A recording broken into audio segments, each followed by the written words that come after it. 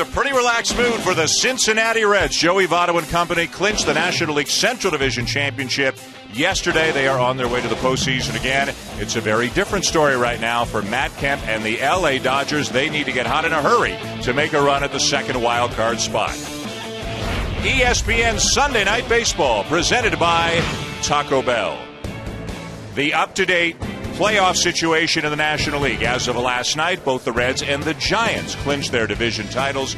With a St. Louis win earlier today, the Dodgers are now 3.5 back of the second wildcard spot in the National League with just a week and a half left in the regular season.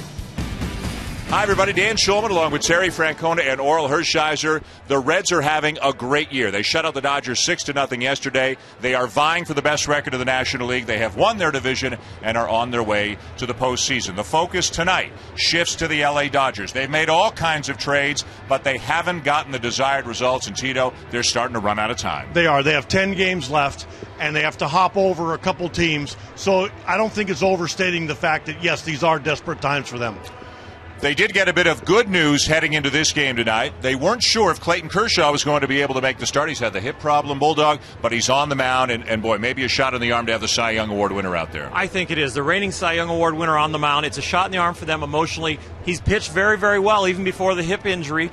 12 days off, but that has been a while. Maybe we'll see a little rust. They're going to watch him mechanically. They're going to watch the velocities because they don't want him to change anything and get hurt for the long haul. But right now, they've got short-term perspective of getting some W's. They need a win tonight. They're going to need some help as well, but they need to get the bats going in support of Kershaw and their other pitchers if they have any shot at a playoff spot here in 2012. The Dodgers and Reds are coming up.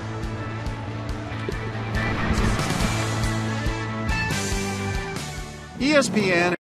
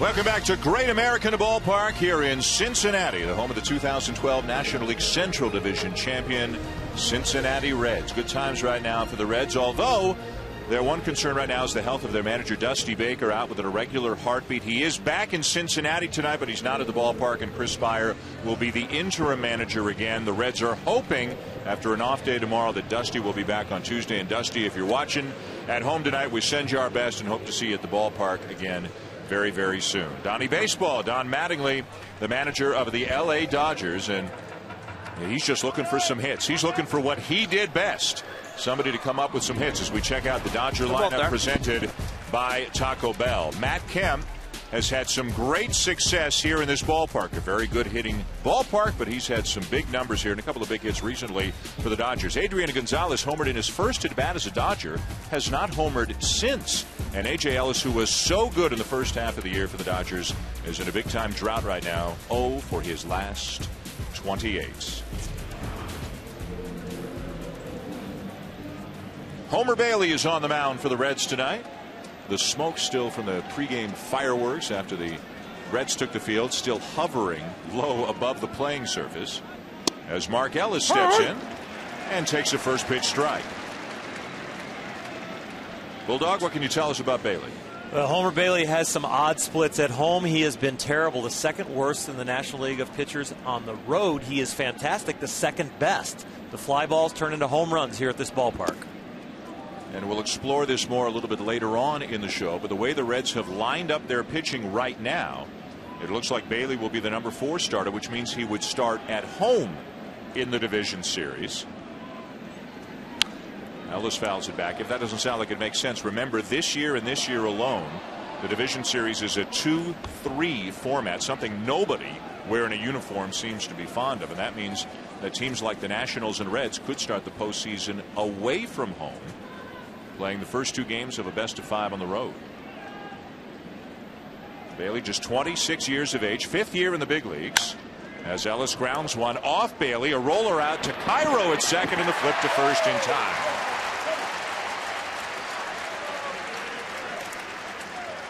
Well, after winning the division title last night, some of the regulars getting the night off tonight. Drew Stubbs will be in center field. As you can see, Heisey at left. There is no Jay Bruce in right field tonight.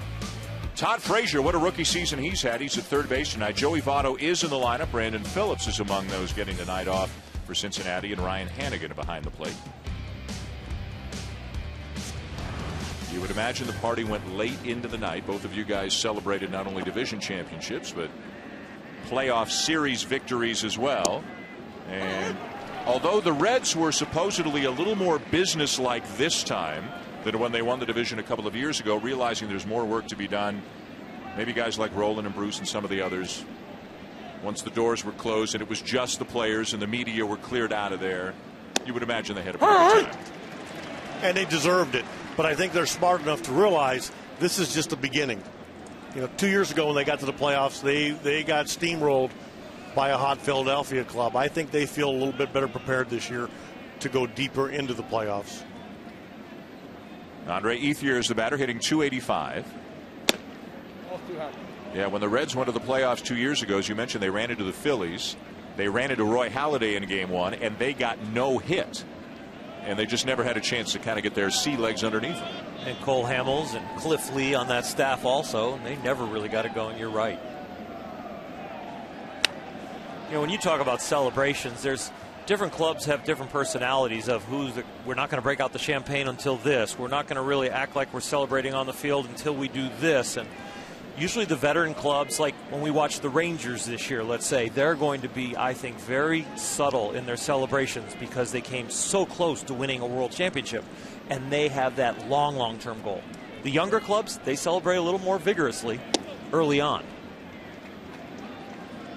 Yeah, it'll be interesting to see if a Baltimore makes the playoffs, if an Oakland makes the playoffs, when they clinch, how do they celebrate? When around baseball, not a lot of people thought they would be there. This Cincinnati team, of course, is one that even in preseason, a lot of people looked at as a definite contender. Ethier with the ground ball to the right side, backhanded by Votto with the feed to Bailey in time. The big story for the Dodgers is that Clayton Kershaw is on the mound tonight. after missing a start a couple of weeks ago. Then he made one his next turn. Then he missed one again. The hip problem, nobody's saying for sure. Will he need surgery in the offseason? But the story for Kershaw is if he is pain-free, he's allowed to pitch. If there is any discomfort, Don Mattingly has said to Kershaw, you got to tell me, and I got to get you out of there. But the young man, Orel, as you know well, he's a competitor. Very much a competitor. Wanted the ball his last start where he got scratched. He wasn't even caring that he was in a little bit of pain. But when the doctors heard that and management, they said no way. And what they don't want is for him to alter his mechanics. So the right hip then affects the mechanics, then changes the arm slot or the release, and he hurts his arm, because this is the long-term ace, reigning Cy Young Award winner for the Los Angeles Dodgers, and they want him for a long time. Yeah, you talk about Homer Bailey only being 26. Clayton Kershaw is only 24, and he's already won a Cy Young Award. 2 down, nobody on for Matt Kemp. Kemp, of course, battling injuries, the hamstring problem much of the season. That has kept him out, knocked his numbers down. He's had a couple of big hits recently, a home run in the 9th inning to beat Washington Wednesday. Had a 10th inning 2-run single here in a Dodger win Friday night. But like a lot of his teammates, hot and cold in recent weeks.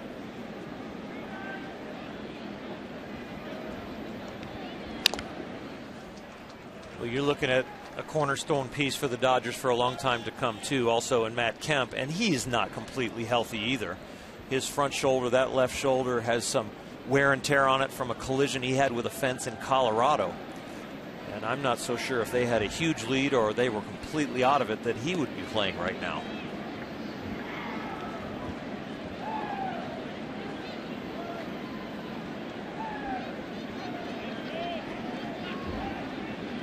Two and 2 the count. The Dodgers entering this game tonight, 3.5 back of the Cardinals for the second wild card spot of the National League. The Cardinals defeating the Cubs today 6-3. That was the game on television when we were sitting in Don Mattingly's office. The Cardinals are the team of greatest concern right now to the Dodgers. And they need a win tonight just to remain 3 back with 9 left in the season after this game. Swing and a miss by Kemp to end the inning. Bailey gets the Dodgers in order. He leaves. Clayton Kershaw will head to the mound when we come back.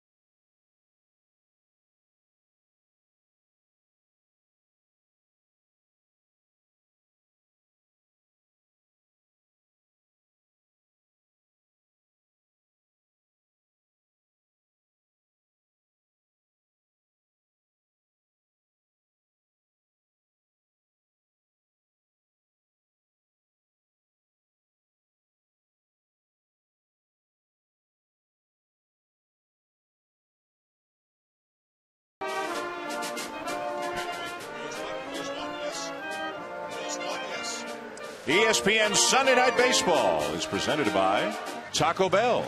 Sometimes you gotta live Mas. Tom Browning living in Mas a little bit earlier today. The Oktoberfest, the largest in the United States here, going on in Cincinnati over this weekend. Over 500,000 people converging on a 6-block area of 5th Street. Couldn't get you out to do the chicken dance last night? Come on. I don't think I know how. Here's the Reds lineup presented by Taco Bell. Joey Votto was back, has been for a couple of weeks after not 1 but 2 surgeries on his knee. Hitting for average but not hitting for power since he come back. Maybe unable to get The strength from his leg into his swing. Todd Frazier, what a job he has done as a rookie. Remember when Votto was out, he went over and played a lot of first base. He's had a terrific season, a lot of big hits for the Reds. Underway here in the bottom of the first as Clayton Kershaw comes in high, ball one. Kershaw on the season 12-9, but all of his other numbers suggest he should have a way better record than that.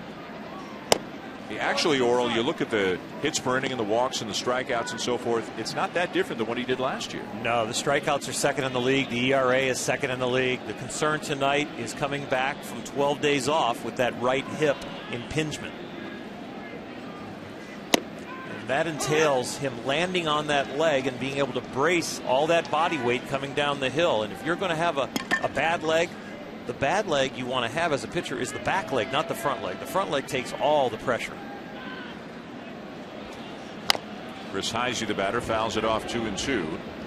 Don Mattingly told us before the game he actually was going to catch Matt Trader in this game, but because A.J. Ellis is so familiar with Clayton Kershaw, he wanted Ellis behind the plate just to have another set of eyes on Kershaw, Tito, to see if anything looked out of sorts. It sounds like they don't quite trust Kershaw to say, hey, something's wrong. And that's because he competes so much. I mean, I understand, I would say the same thing to our pitcher. Hey, if you feel pain, tell us, knowing full well there's not a chance that they're going to do that. But they know his body, his mannerisms so well, they'll have a lot of eyes on him. Including pitching coach Rick Honeycutt up on the steps to get a closer look at Kershaw. Upstairs, and did it graze Heisey? It did on the hand, says home plate umpire Sam Holbrook. And Heisey down to first base.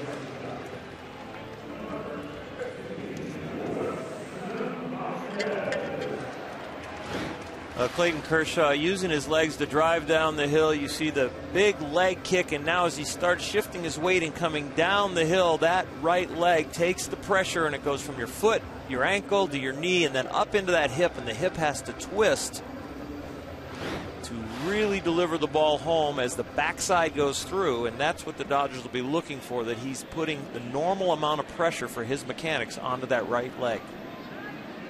It's the leadoff batter at Heisey. Wilson Valdez is up now, getting a start at shortstop. Zach Cozart is out of the lineup tonight. Some of the regulars in, some of the regulars out the night after the Reds clinched the division title. And this is a hard game for the Dodgers to play.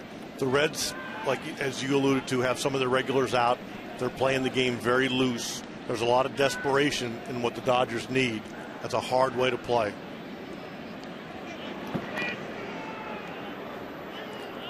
They would have been encouraged if St. Louis would have lost today. You play a game, but when you're playing a game just to tread water and you're only going to have 9 games after this one, it really feasts on your psyche. Dodgers just have not played good baseball in recent weeks. Weekly hit to the right side. The second to get the lead runner, and that's all. Valdez reaching on the fielder's choice.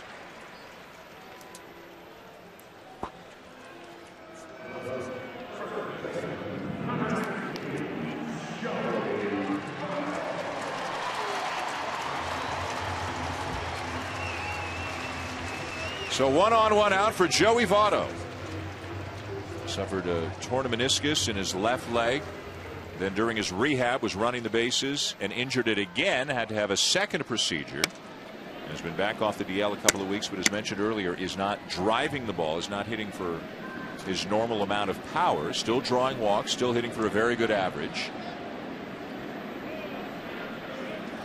But if you look at the Reds guys and their prospects heading into October, you look at Votto and you wonder, is he going to be Votto pre-surgery, or for the rest of this season, Tito, is this maybe physically all that Votto is able to do right now? Well, and I'm sure that's part of the reason he's playing tonight. I mean, he wants to, again, get his timing and get those power numbers back up. Because if you're being really honest, they need him to be Joey Votto if they want to keep going farther. You can see the average is about the same, but in 15 games since returning, he's got 4 extra base hits, all of them doubles. Has not homered since coming off the DL.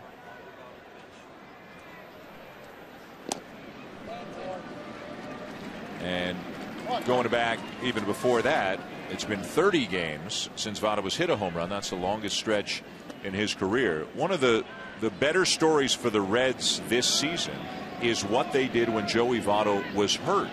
They went 32-16 when Votto was out with the knee problem.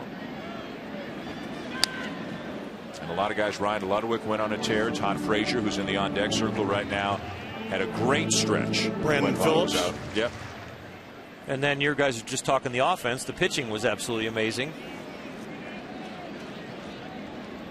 This bullpen, when we get into it, and then the starters, Homer Bailey on the mound tonight, he's having a great September.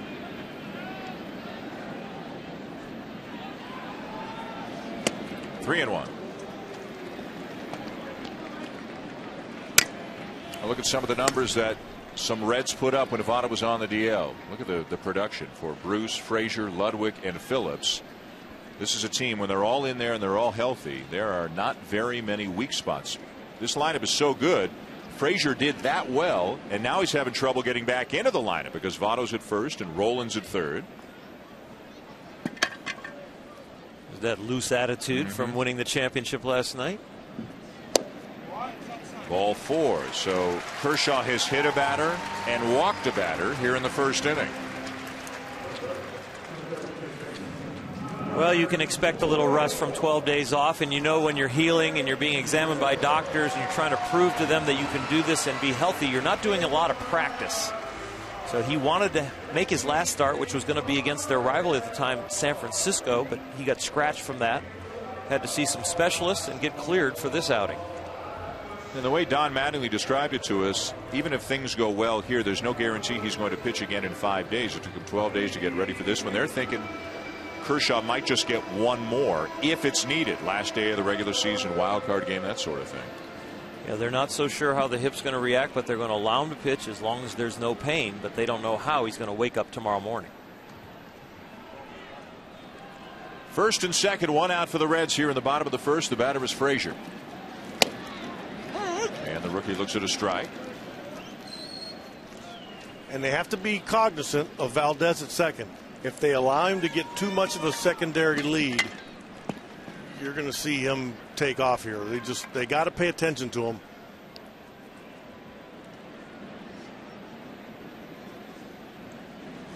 It's so much easier for a runner on second base, I think, to steal third off a lefty because your eyes as a left-handed pitcher leave the runner sooner than if you were right-handed and open to the area between second and third. So the runners, even as the right-handed pitcher kind of takes his head from the runner to home, the runner still feels like he could see him, might make an inside move at him, but the lefty loses him a lot quicker. 0-2 to Frazier. Curveball that he chases and strikes out for out number two.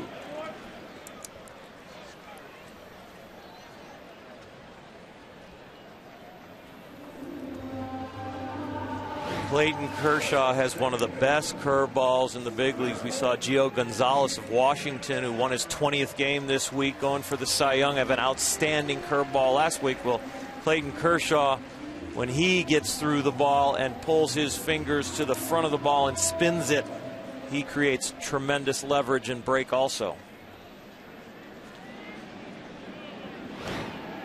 So 2 down, 2 on, and here is Miguel Cairo, the second baseman. And if you're scoring the game and you're as confused as we are, there was a lineup posted downstairs that had Cairo hitting fifth, Phipps sixth, then the lineup sheet was brought upstairs. They were reversed, and we asked about it, and we were told Phipps was fifth and Cairo sixth. It's the other way around, and Tito is... I would pay big money for a whiteout right now. There's a swing and a roller left side, going to be a tough play, and safe at first on an infield hit is Cairo to load him up.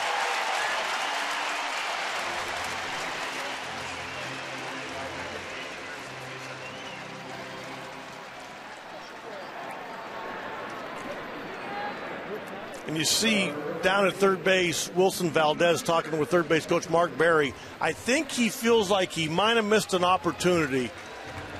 If he knows where the ball is and knows Hanley Ramirez is going to make that long throw across the infield, he might have had a chance to score. Let's watch this right here. He's watching, he stopped. You know what? He did a pretty good job, though, with his head on a swivel. He knows where the ball is.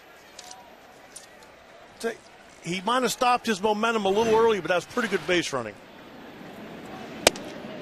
So bases loaded, 2 outs for rookie outfielder Dennis Phipps. He is 6'3", 210, 27 years of age, from the Dominican, a September call-up, just getting his feet wet at the major league level.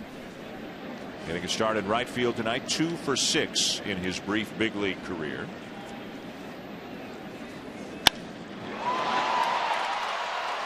High in the air to right center field, but playable for Kemp. And the Reds will leave them loaded in the bottom of the first. No score at the end of an inning. Kershaw gets out of it. Adrian Gonzalez will lead it off for the Dodgers when we come back.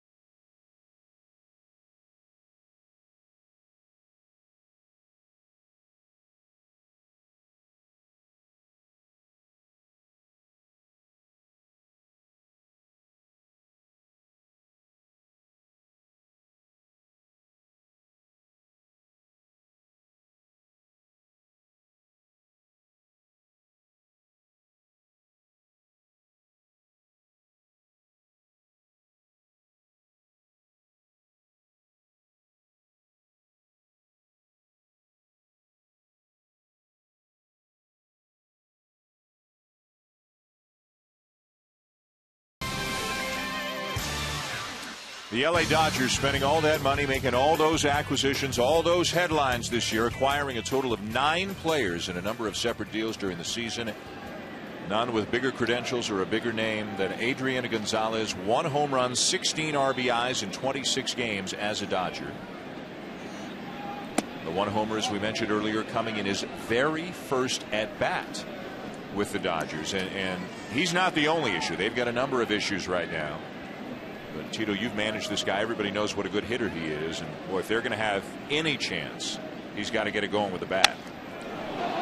Fly ball to right field. He might just have hit it out, and he does. His first home run since his first at bat as a Dodger, and LA has a 1-0 lead.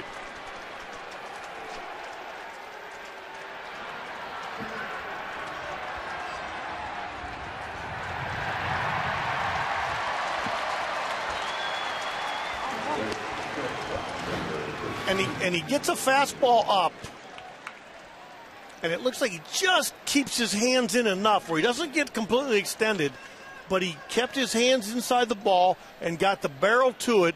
And in this ballpark, that's all it takes. You can see he didn't get fully extended. And you want to talk about a guy having somebody else's number. Adrian Gonzalez is now 7 for 13 with 4 home runs against Homer Bailey. Batter Hanley Ramirez. And Adrian Gonzalez, I mean, he's over 100 RBIs. He's hitting for average, but his walks are down and his home runs are down, and that's what people are, I don't want to say justifiably fixated, but it's a trend going in the wrong direction. His ability to hit with runners in scoring position and driving in runs this year has been outstanding. Hot shot out to second, picked nicely by Cairo, and Ramirez retired one down.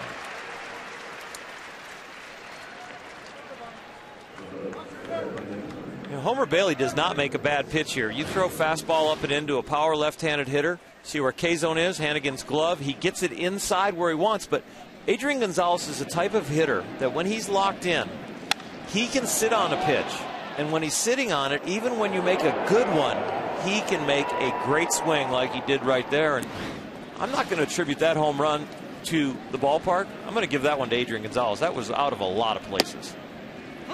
Strike taken by Luis Cruz, the third baseman. 25th home run surrendered this year by Bailey. Cruz hitting an even 300 on the season. To left field, and it hangs up long enough to reach Heisey, 2 down. You said the 25th home run given up by Bailey. That 20 of those are here in the Great American Ballpark. So that's the differential between the home ERA being over 5 and the road ERA being the second best in the National League, down in the low 2s. The Dodgers with an early 1-0 lead, a rubber match of the 3-game series. LA 3.5 back of St. Louis for the second wild card spot in the National League. The Cardinals beating the Cubs earlier today 6-3 as Kyle Loesch got another win. Loesch 16-3 on the season. Alan Craig drove in a couple of runs. Jason Mott recorded his 40th save. And it's not like the Cardinals have been phenomenal lately, but the Dodgers have been losing. The Pirates fell out of it. The Brewers are a team that's making a run. They beat Washington again today 6-2, but is there enough time for the Brewers to make a real charge at the Cardinals? The Brewers need for this season to go to October 15th. Jerry Nairn, the coach, and Ron Renicky, the manager over there with the Milwaukee Brewers, have really kept their spirits up. Ryan Braun has got unbelievably hot in the second half. Braves in a very good shape as the first wild card right now in the National League.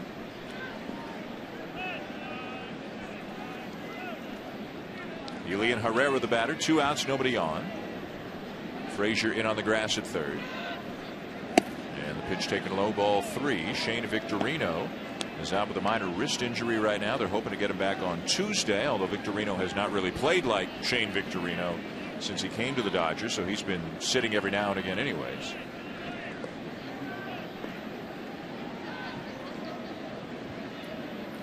Victorino taking some BP today. Don Mattingly hoping to have him back in a couple of days as Herrera draws the walk.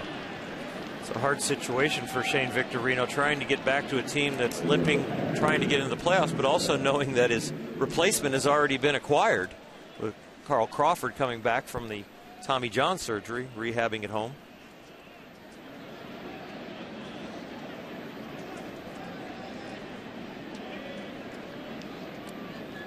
Bailey now will face A.J. Ellis, the Dodger catcher, hitting .263, and as we mentioned off the top of the show, in a slump right now. 0 for his last 28. There was a time earlier this year when Kemp was out, Mark Ellis was out, Ethier was out for a little while. They hadn't made all the trades yet, and this guy was as good a bat as they had. He was performing at an all-star level for a couple of months. You know, ideally they hit him 8th in the order, but there was a while, like you were alluding to with the injuries, he was hitting up in that 2-hole and doing a great job. And when you look at the things that have plagued the Dodgers in the second half, there's so much focus on the trade and why haven't things gone better since the trade. And there have been other issues. Matt Kemp, who you just saw, hasn't hit as well, the shoulder bothering him. A.J. Ellis has come back to earth. Capuano, who was so hot in the beginning of the season, he has come back to earth. Some guys who were really maybe performing above expectations have come back down closer to their career levels. Also, they lost Ted Lilly. Yep. They lost Chad Billingsley. They've had some injuries in the bullpen. John Mattingly's had a lot to manage this year. Yeah. He looks a little older than when we saw him a couple of weeks ago. He looks like it's been a long season for him. I still like listening to him, and, I respect the way he's handled things. Yep. But you're right. He looks like it's September.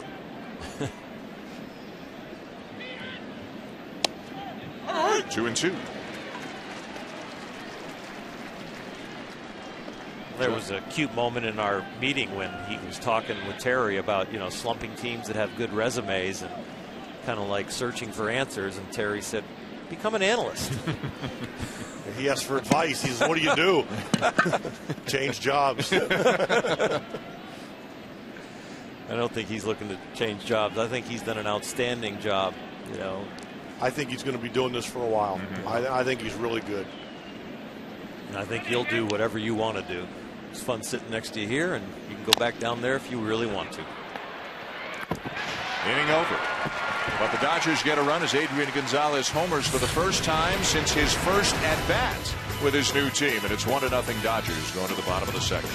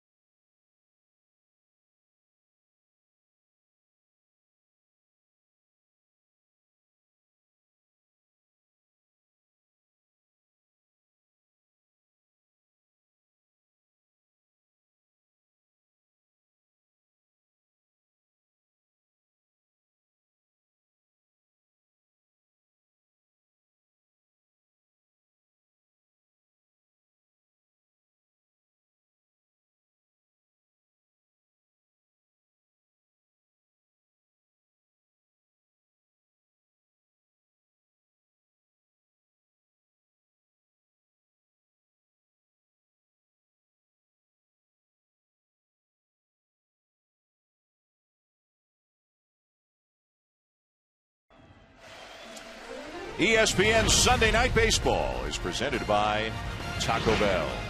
Cool night, temperature in the low 60s here in Cincinnati. The Dodgers lead the Reds 1-0. Dan Schulman, Terry Francona, Oral Hershiser, and Buster Olney with you tonight here at Great American Ballpark. Our last Sunday night telecast of the season. We don't have a game for you on the final Sunday of the season. We do have a doubleheader for you on ESPN, ESPN2 Wednesday night. More games the following week on ESPN on the final day of the regular season, which is on a Wednesday this year. Lazy fly ball to center. Drew Stubbs retired. Back to the studio. Carl Ravitch, Barry Larkin with an update.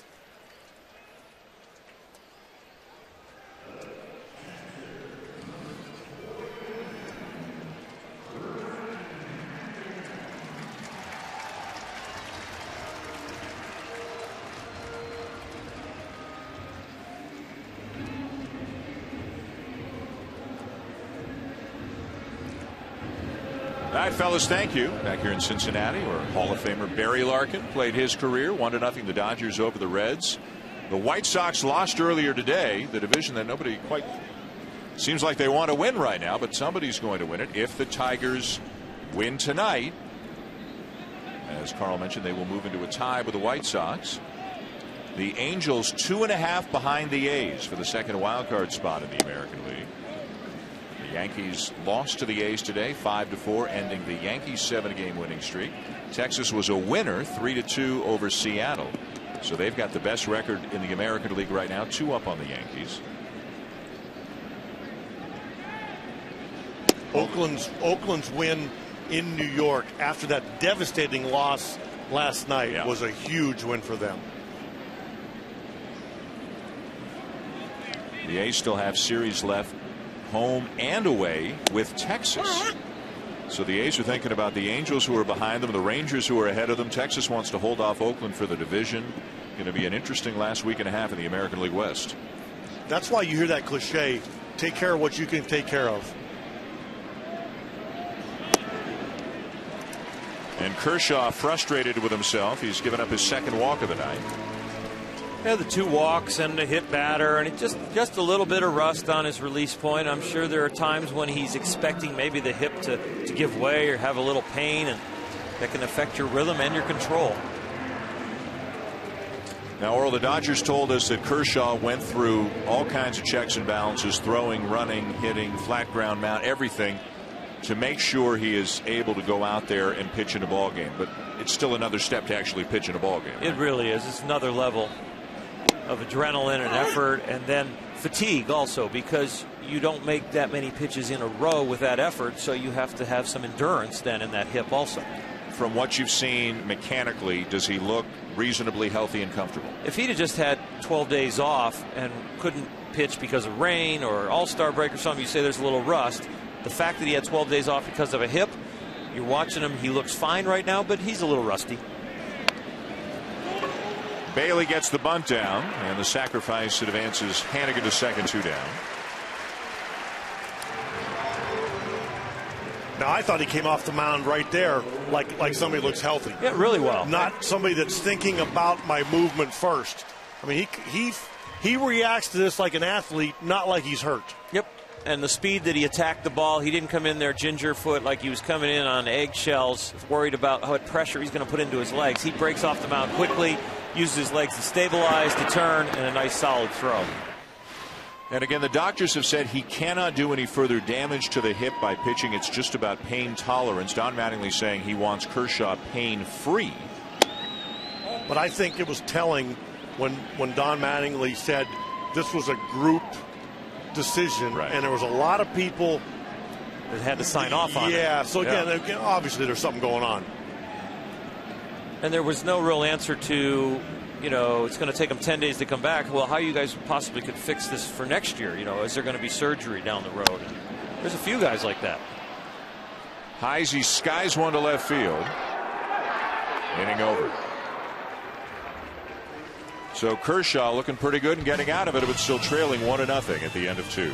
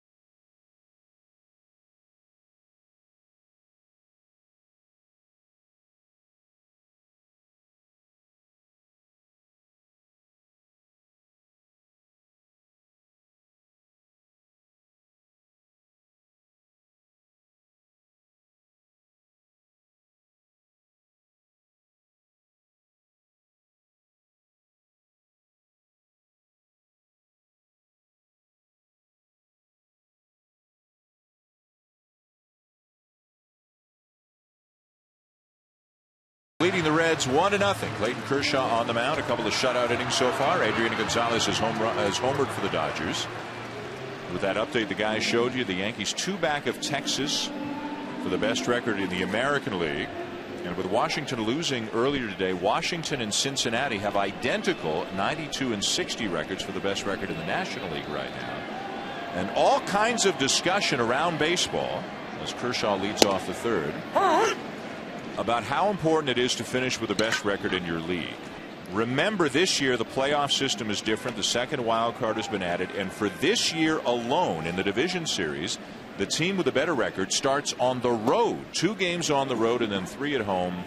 They didn't want to make the playoffs go any deeper into November, so they cut out the way to cut out a travel day is to go 2-3 instead of 2-2-1. But now the team with the better record starts on the road. So we were talking before, if you've got the best record in the league, you play the winner of the wild card game.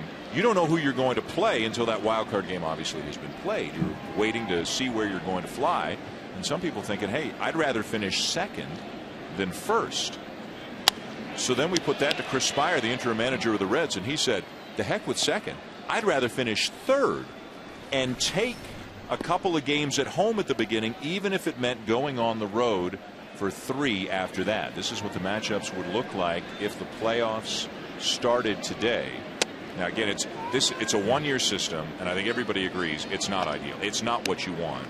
Tito, speak to being a manager, having the best record in the league and playing the first 2 games of the playoffs on the road. Well, and again, 75% of the series don't go to 5 games. Right. So you're not rewarding the team with the best record in most instances. Did he go? Yes, he did. Kershaw's gone. It's a 1-year system. If you had a choice, given the way the system is set up this year, would you want to, all things being equal, would you want to finish with the best record, the second best record, or the third best record? Third best record, really? Easily. I want to open up at home and take my chances on the road after that. And you get to work out at home. You get to be there. You know those first 2 games. And if you have to go on the road and win a series, which is 3 games, the last 3, that's what you're expected to do as a championship team anyway. So right now you're saying the San Francisco Giants are sitting pretty right now. They are likely to finish with the 3rd best record in the National League, and they'll be entertaining either Washington or Cincinnati for the first 2 games of the division series. I think what baseball is trying to do is reward the teams that win the division, but in this 1 year, this one instance, it's not perfect. And they already had kind of a set schedule with themselves, with all of baseball, with the television networks, with time slots, and that's the way it came out. Yeah. But they're going to adjust that in the future. Yeah, next year the season goes back to starting on a Sunday, and I think ending on a Sunday. It ends 3 days earlier, so they've got extra time in the playoffs to go 2-2-1 in that round instead of 2-3. But I think what we're seeing, or what we may see over the next 10 days, is teams like the Reds, the Nationals, the Rangers, the Yankees, they may not go all out to get the best record in the league. It's more important to have your pitching set up and be healthy heading into the playoffs, right? I think regardless of what's at stake, if you go into the playoffs, the biggest thing you're shooting for as a manager, the coaching staff, or as an organization is to have your team healthy, especially your pitching staff. Now, there is one difference between finishing with the best record and the second best record. Both teams start on the road, but the team with the best record, even though they won't know who they'll play until a day and a half before, the wild card winner will presumably have used its best pitcher to win the wild card game. So you get a break there as the team with the best record, and that the team you're playing sends its number 2 starter out there for game 1, and the number 1 starter can only start once in that 5-game series. There might be some people at home saying, well, why don't they just play 3 games at home to start? Well, the series could be over, and one team then wouldn't have a home playoff game. And so they want to at least have the series be in both cities.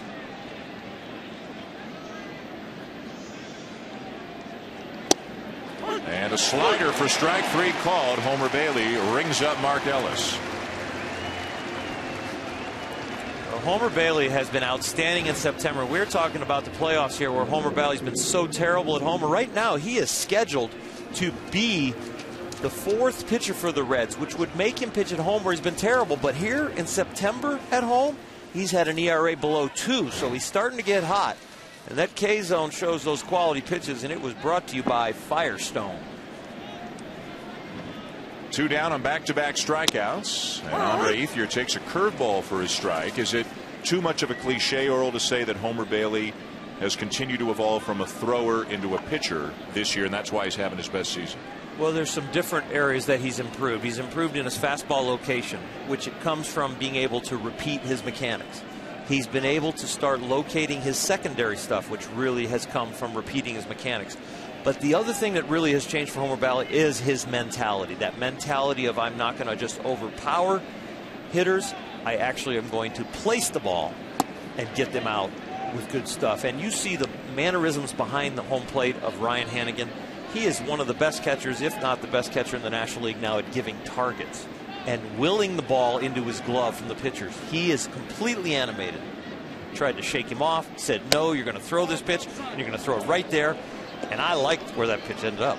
And do you like that the catcher put down the sign, as you said, Bailey shook him off, and Hannigan didn't even hesitate. He said, this is what you're going to throw. And this is where you're going to throw it. And his body language, he gives a little bit, see that little extra right there, and then the shape of his body, shapes his body almost like the glove. And the combination of Hannigan and Bailey getting the Dodgers in order in the 3rd inning. The Dodgers have a 1-0 lead. We'll see Joey Votto due up for the Reds when we come back.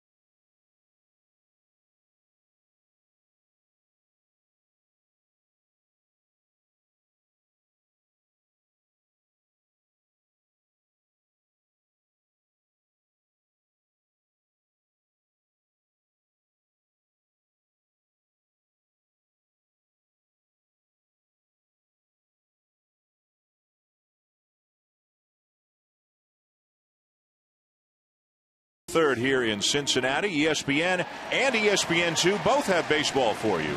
On Wednesday night, 7 Eastern on ESPN2, the Washington Nationals taking on the Phillies, who still harbor slim hopes of a playoff spot in the National League this year. And then at 8 Eastern on ESPN, a big series, Oakland visiting Texas. So much on the line, especially for the A's right now. We mentioned this is our last Sunday night telecast. There are games on TV this Wednesday and next Wednesday, but ESPN Radio is going to have all kinds of games over the next couple of weeks for you, and every single game of the postseason.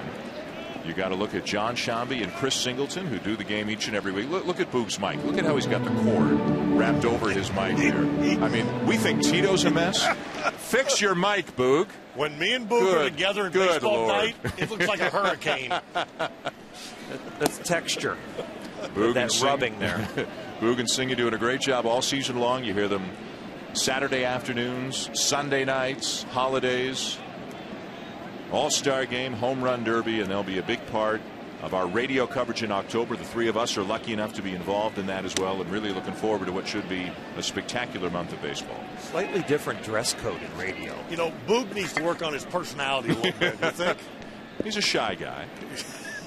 Big red. Not outgoing enough. Wilson Valdez leading off the bottom of the third for the Reds. 1-0 Dodgers. And it's just a little bit low. You can see Ellis tried to squeeze it back up into the strike zone, but Sam Holbrook felt it was below the knees. 3 balls and a strike on Valdez, and the last thing that Kershaw wants to do is walk the guy hitting in front of Votto. But he just did. Third walk given up tonight by Kershaw.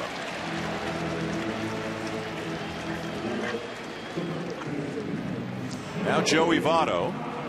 And Tito, let me ask you, you had a serious knee injury, impacted the remainder of your career. Votto hoping obviously was, you know, I mean, the joke about minor surgery is that surgery that happens to somebody else, but relatively speaking, a meniscus is not considered major reconstructive surgery. But how does it affect you when your knee or something in one of your legs, how does it affect you when you're up there at the plate? Besides stating the obvious that where your speed probably diminishes a little bit, which in Joey Votto's case is not the priority, but when your base is affected, and that by one of your legs, whether you can't land on one or whether you can't push off on one and pivot, you're not the same hitter you used to be. That was my problem. And Joey Votto, as we're looking, hasn't hit for power since his knee has been bothering him, and it's a big deal. I mean, it just, when you lose that base, you know, you can't drive off that. You know, again, people talk about hitting starts from the legs up. Well, if you've lost one of your legs, you're at a disadvantage. It is his left knee that had not one but two procedures on it this season, missing almost 2 months of action. Well, some atrophy sets in because you weren't able to use it. You're just rehabbing it. You've lost some strength. And then when you go to stride as a pitcher or as a hitter, there's a certain percentage of the weight you take off and then you put back into the legs. And if you get into a habit of taking the weight off to stride and then not getting it back in the legs, that's what Tito's talking about, that pressure, that leverage you need.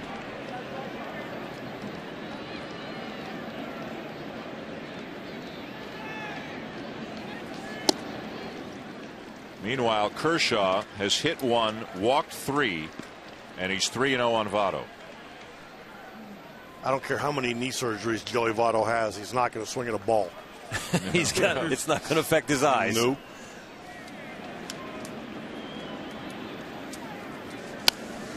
Got the green light, 3-0.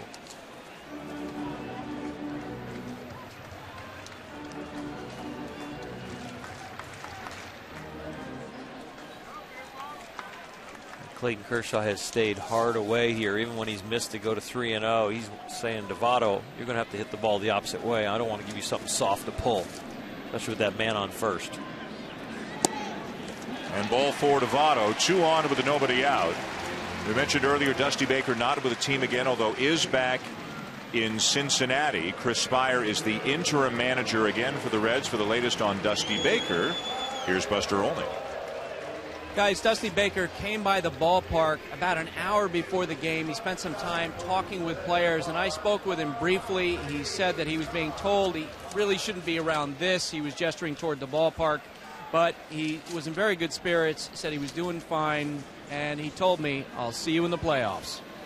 And that's great news. And again, our best wishes going out to Dusty, and hoping to see him in October at some point. Hoping he's back as early as Tuesday, possibly, and that he makes a full recovery and back to doing what he loves so much. Here's Todd Frazier.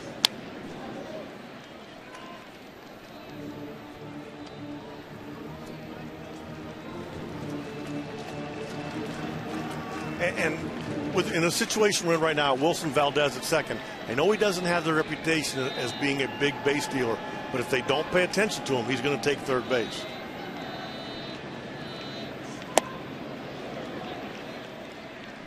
You know, we're watching Clayton Kershaw throw a lot of balls to the right-hand batter's box, or away to Votto, how he walked him, or inside now to righties. That right hip, as it gets a little fatigued, his upper body's going to take over, and it's going to over-rotate over that hip, and he's going to start pulling pitches like he is. And it's just that little less bracing makes the upper body go too far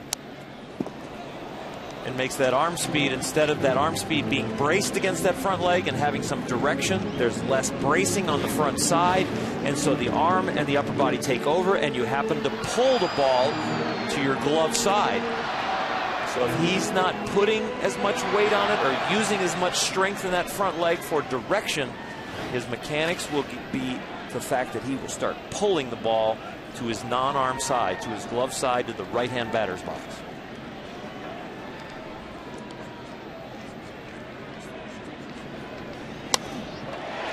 Base hit into center field. Valdez getting the wave. He'll come in to score on the RBI single by Frazier as the Reds have tied it.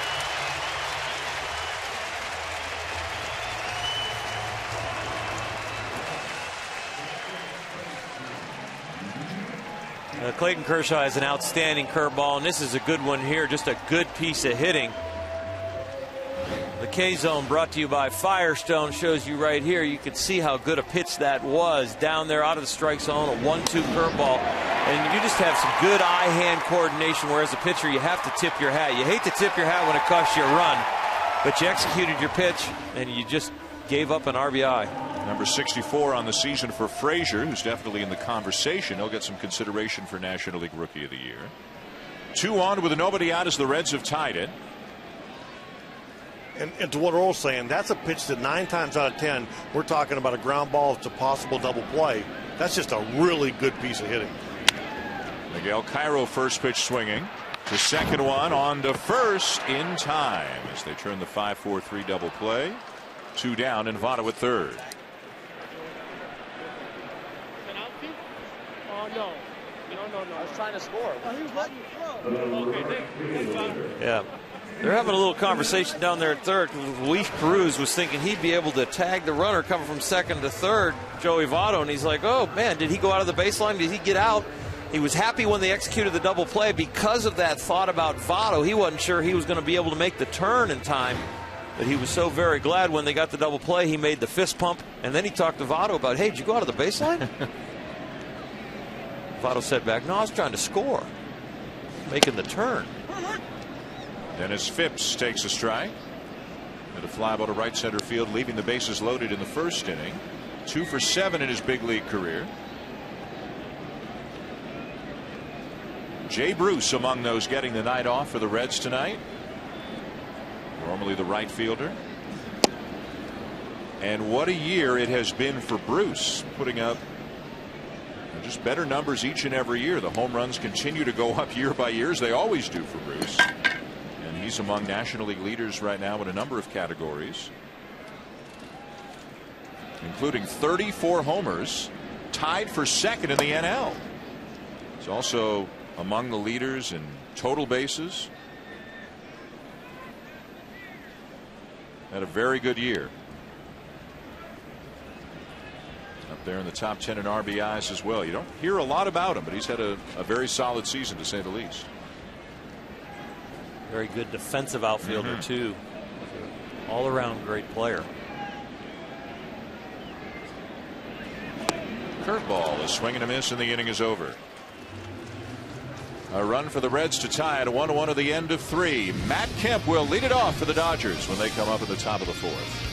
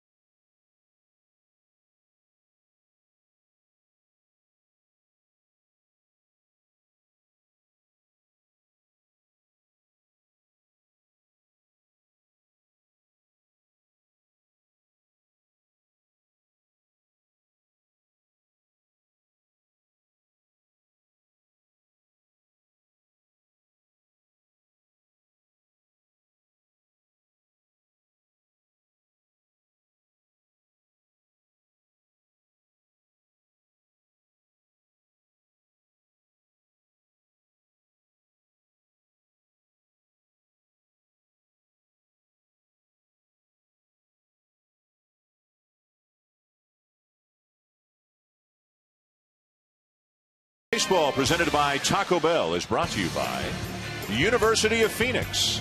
Let's get to work. Now the Reds have been getting to work all season long, 92 and 60. If they win tonight, they'll be 33 games over 500. That would be the first for a Reds team since 1976, when they finished the year 102 and 60. Part of the Big Red Machine that won its second consecutive World Series championship in that year. They were in the playoffs 2 years ago, got swept by the Phillies, hoping for a much longer run here this October. Matt Kemp of the Dodgers just hoping to get there. This could be the Big Red pitching machine this year. It's not really based on offense. They have solid offense, but kind of middle of the pack. They bullpen also. It is surprising to see that entering play tonight, the Reds were 9th out of 16 teams in the National League in runs scored. You're right. The strength statistically has definitely been the pitching as Kemp grounds out. And one reason why, and both of you guys can speak to this, their 5 starters have started every game but one that they have had this season. Todd Redmond started 1 game at a doubleheader. Otherwise, it has been this group. Cueto, Arroyo, Latos, Bailey, and Leake have started every game but one for them this season. That's a rarity. That is very rare. And I know in Boston in 04, we were fortunate enough to have that happen. And if you think it's going to happen again, you're kidding yourself. Cueto, a Cy Young Award candidate, although 2 of his last 3 starts haven't been up to his normal level. So you look at Gio Gonzalez, who's got 20, R.A. Dickey. They might have moved ahead of him right now in the NL Cy Young Award race. Adrian Gonzalez, who homered his first time up, is up. Do you also think when the Reds put their team on the field, which they haven't been able to do very often this year, that their offensive numbers will go up? You know, when they get a Zach Cozart out there at shortstop playing in his comfort zone, he's going to hit some home runs. You know, when Ryan Ludwig is back in the lineup, when Joey Votto's playing, and when they're all playing at the same time, they are a good offensive club.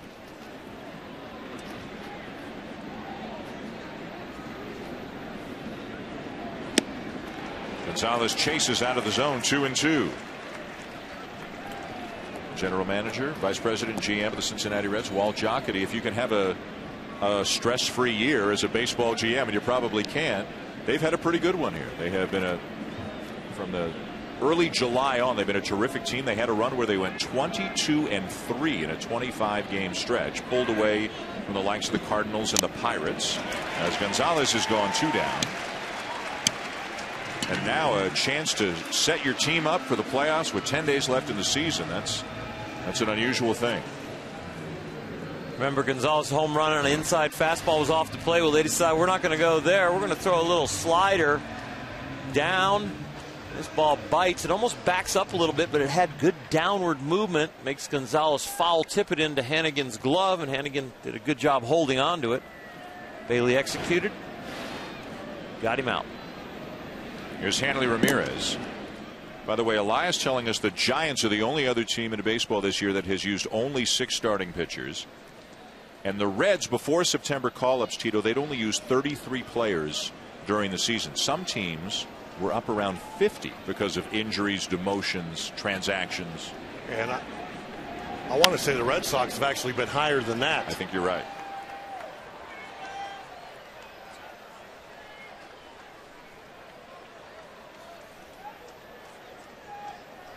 You know, back at the beginning of the season, they lost 3 relievers, key ones, too.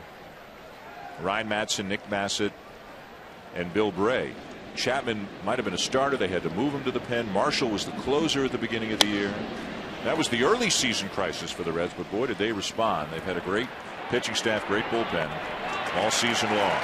3 up, 3 down. Go the Dodgers to the bottom of the 4th in Cincinnati in a game all tied up at 1.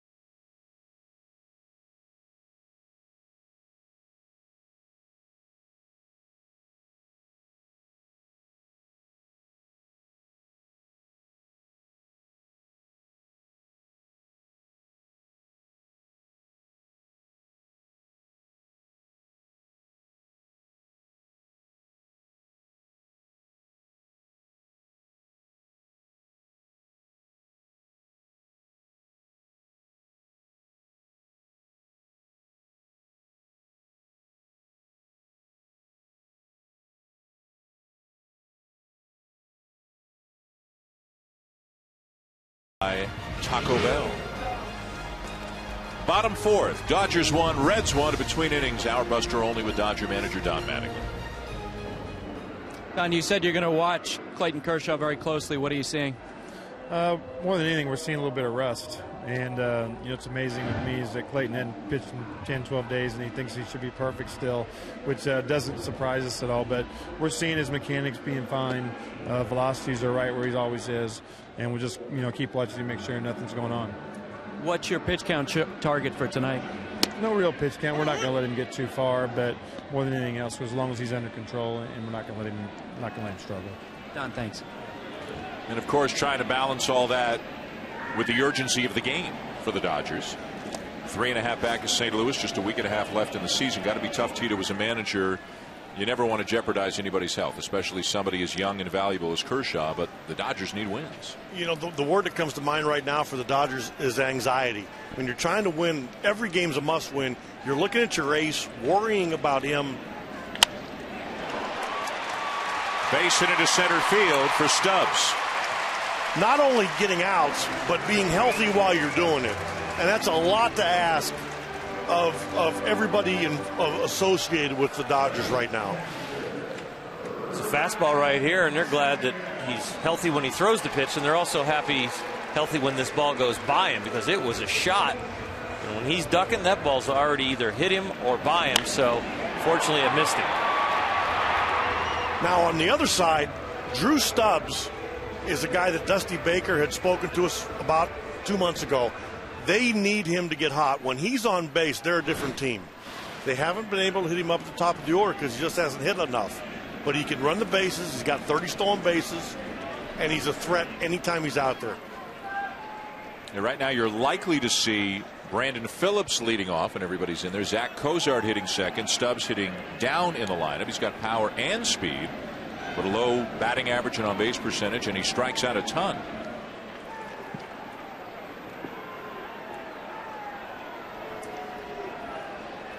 Tied at 1, bottom of the fourth. Sunday Night Baseball on ESPN. Clayton Kershaw announced just a few hours before the game that he would start tonight. If he was not able to go because of the hip situation, Aaron Harang would have gone on 3 days rest. Don Mattingly telling Buster Olney during the interview last half inning that he sees some rust out there. Kershaw has walked 4, hit 1, given up 3 hits, but with all of that, he's only allowed 1 run so far. The Reds have left 5 men on through the first 3 innings. And Kershaw, he's been in the stretch a lot. The leadoff man has reached in 3 of the first 4 innings, and in the 1 inning where he got the first guy out, the next guy got on base. He's had trouble with his release point. He's got an extra concern now with Stubbs over there, but he's got one of the better pickoff moves. Oh, they got him. Stubbs guessed wrong. And Kershaw covering to apply the tag.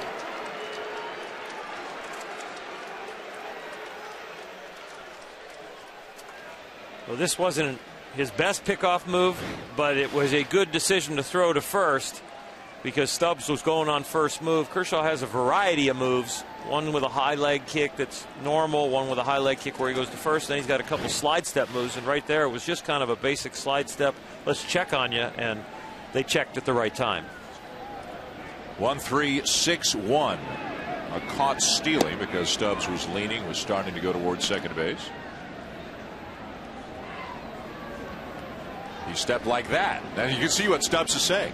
He's saying that his body was going toward home plate, but then he threw towards first base. That imaginary line, Oral, between home plate and first base where a lefty, did he balk or did he not? You've got 45 degrees to kind of get your stride going towards first base before it's determined you were striding towards home, and maybe Kershaw was a little borderline.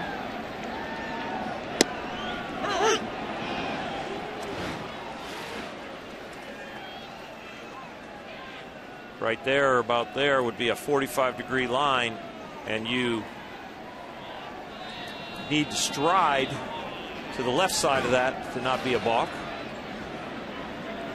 Didn't have my protractor, Tito, sorry. Curveball hit out to second base. But I did have my plastic pocket liner. 2 down in the inning. Oral, what have you seen in terms of his command of the strike zone tonight? The K-Zone sponsored by Firestone. I'll tell you, you watch Kershaw and you just watch the pattern of misses. When he's trying to hit the target, he's just been a little bit off. It's not like he's missing by 3 feet. He's just missing by 6 inches or a foot or slightly down. And that's the difference between rust and probably being hurt.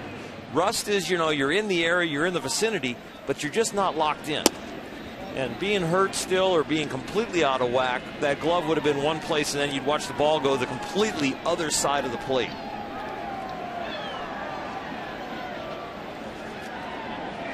Homer Bailey, the batter.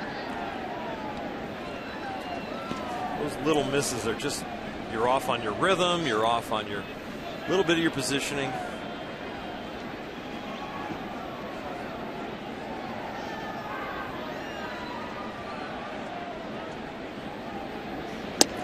Or whether it's 12 days of rust or a hip problem or Joey Votto coming back from a knee situation, I think we sometimes say, well, they're on the field, they're going to be fine, they're going to be 100%, but it's not quite that simple.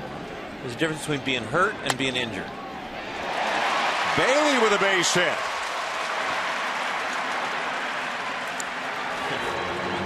When a pitcher gets a hit like this, Billy Hatcher down there, the first base coach, is going, whoa, mule, whoa, don't make too big a turn. We just want you on the mound healthy for the playoffs.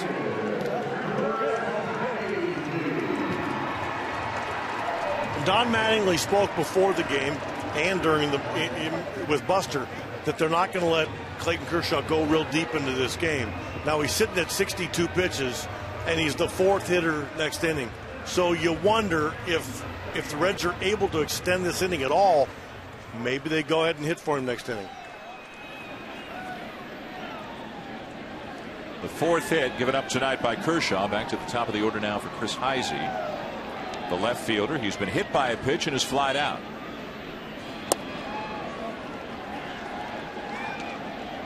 The Dodgers have a day off tomorrow, and they can empty their bullpen. Yep. And again, I know there's 9 games left after tonight, but there's really no tomorrow. They need to win every game. 3.5 back of the Cardinals. A week and a half to go in the season. The Dodgers on their way to San Diego to wrap up the road trip beginning Tuesday. Then they spend the final week of the season at home with series against the Rockies and the Giants.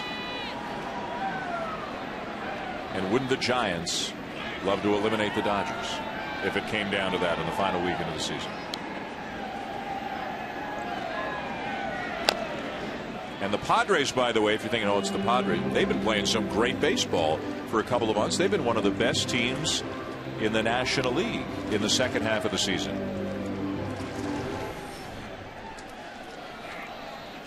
The Giants and Reds have clinched their division. The Cardinals won today.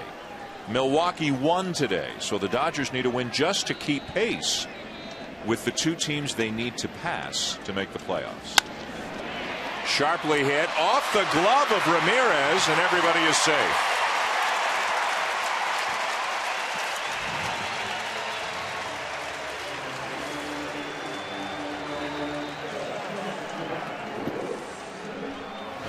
And this ball is hit about as hard as you can hit it on a line.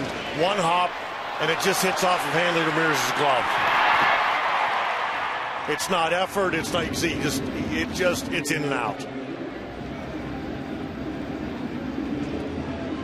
And then unfortunately for the Dodgers, it rolls away from him, and now they're extending the inning.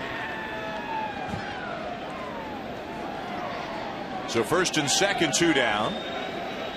All is quiet in the Dodger pen as Wilson Valdez swings and misses.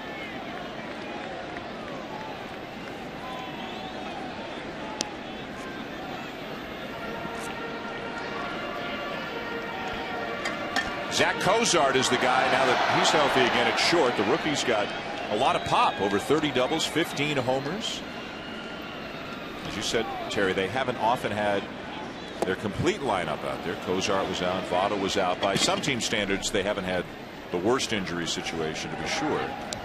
But Cozart's a guy they're pretty excited about getting back out there offensively and defensively. Both. I mean, again, you just alluded to the fact he's got extra base power, and he knows how to play shortstop. and he's young and athletic.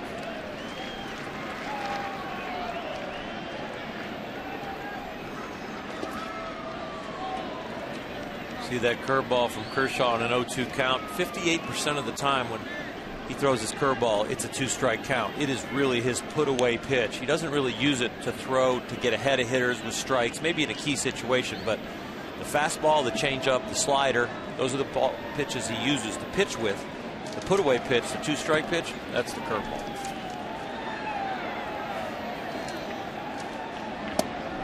And he just missed with it there. 0-2 and 1-2. He's going to the well. He's trying to keep this game at 1-1 for Don Mattingly. To your point, Oral, when at bats end on a Kershaw curveball, hitters are 9 for 105 this year, an 0.86 average. Throw it again. Little hot cutter right there.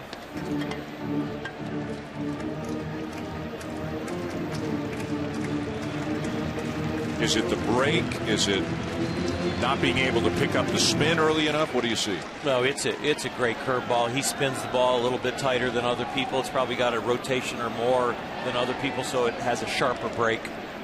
And then when you throw 93 to 96 miles an hour with your fastball up, it doesn't hurt. That's a little slider right there at 83. It's a shorter, tighter break. I wouldn't be surprised right here if he throws the curveball 3-2, just because they're on such a short leash as far as they need to win. He's on a short leash because he's coming back after 12 days in the hip. They want to keep his pitch count down. This is a big situation right here to keep this game close. Runners will be on the move. 23rd pitch of the inning upcoming for Kershaw. And another walk. The 5th he has allowed. And he's loaded the bases for Joey Votto. And I think you'll see the bullpen get up here quickly.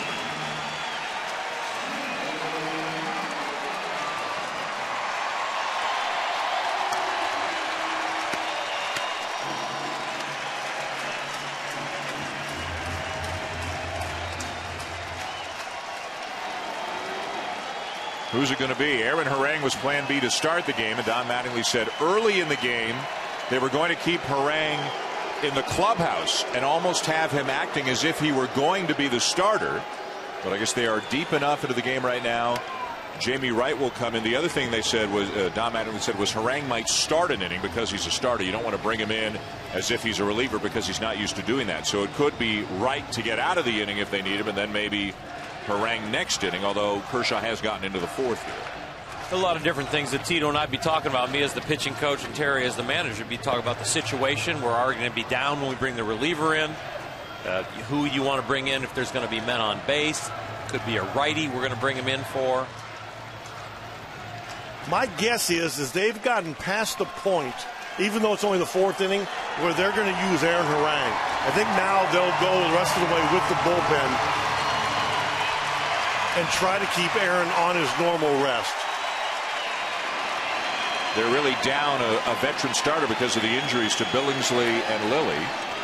Bases loaded, 2 outs. Joey Votto. And does something he doesn't do very often. Swing at the first pitch, but trying to do some big time damage.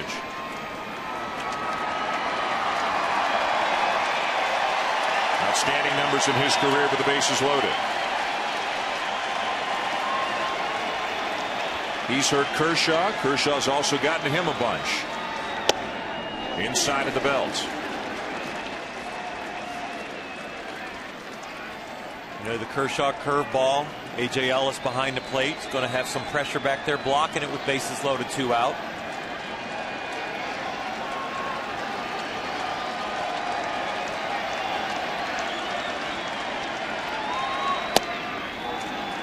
Up and away, 2-1. A couple things. If the Reds score, not only if the Reds score, but if this extended inning takes Kershaw out of the game, give Homer Bailey some credit. 2 outs, nobody on. He smacks a ball down the line for a hit. Bailey, the base runner at third. Kershaw in a jam with the bases loaded. Fouled back, 2-2.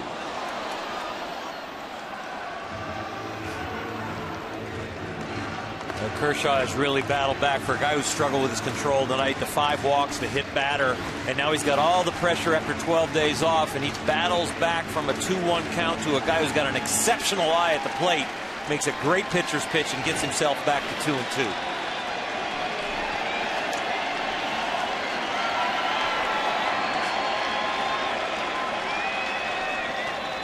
Got him.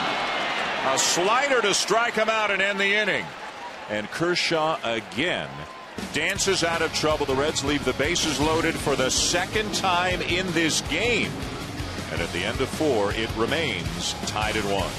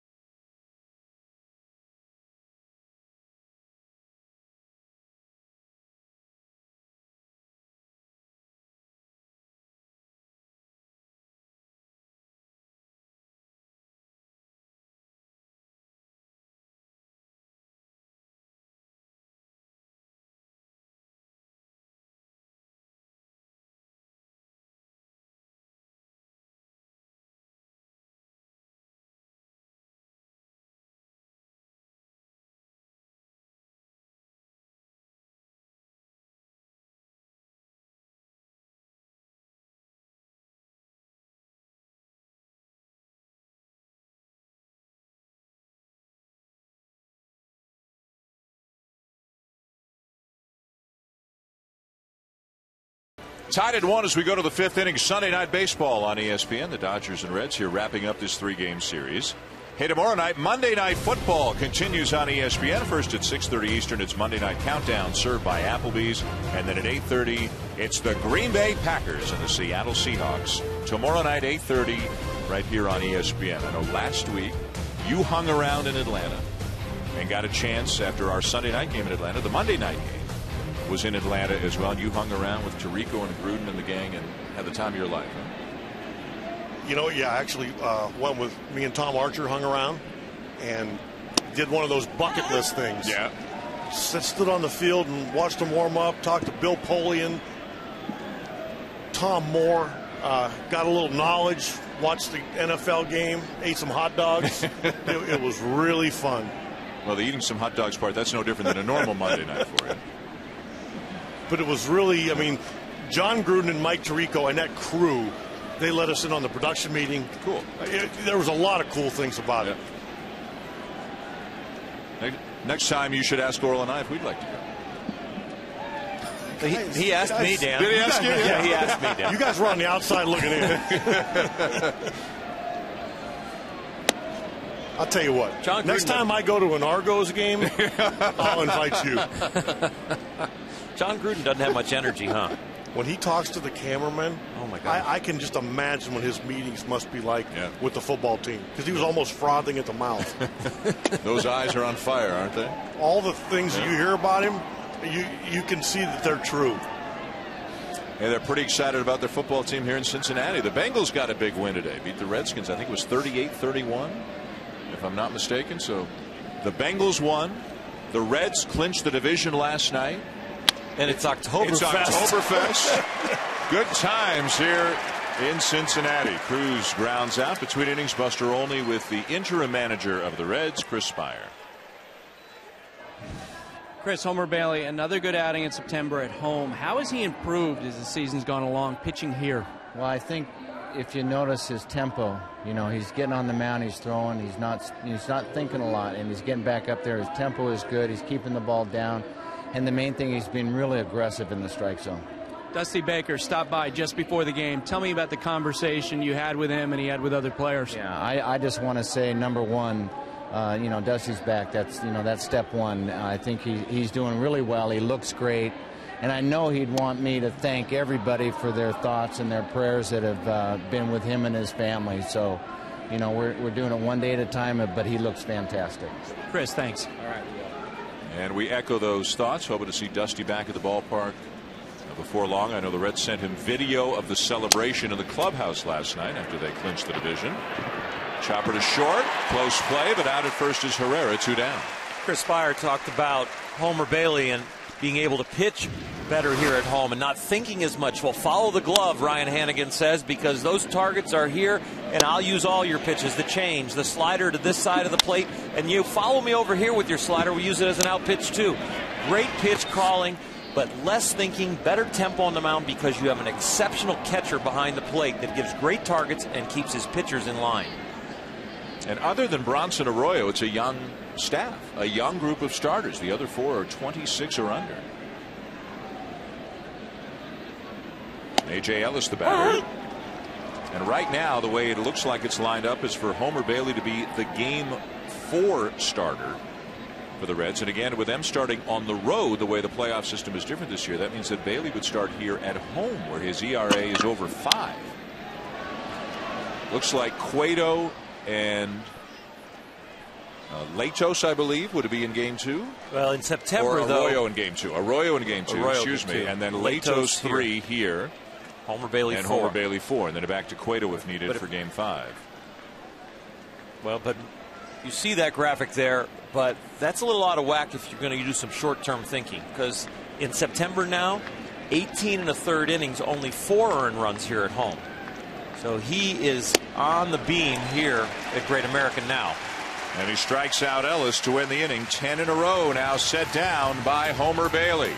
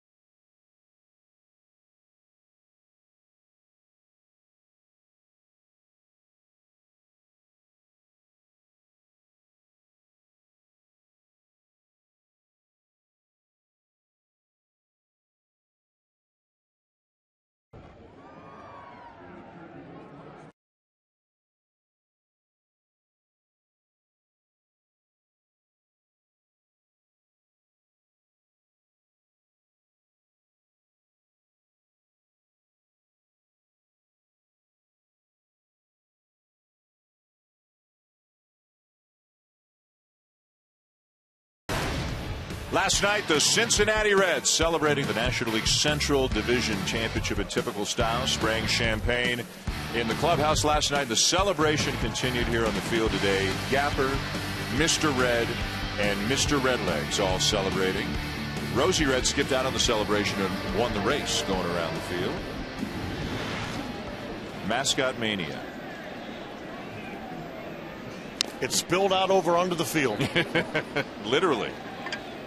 You know what? And you guys know this. You both spent a lot of time. This is a great baseball city. This is the history, the tradition, how people pass it down from generation to generation. The Hall of Fame, the Cincinnati Reds Hall of Fame, they have adjacent to the ballpark here. For so long, this was the traditional first game anywhere in the baseball season, a day game, always in Cincinnati. They still always open at home. There's so much to like about the baseball tradition here in Cincinnati. And for the younger fans, I don't think they remember how good a baseball city this really is. I mean, like you just were talking about, school used to be let out on opening day. They had a parade.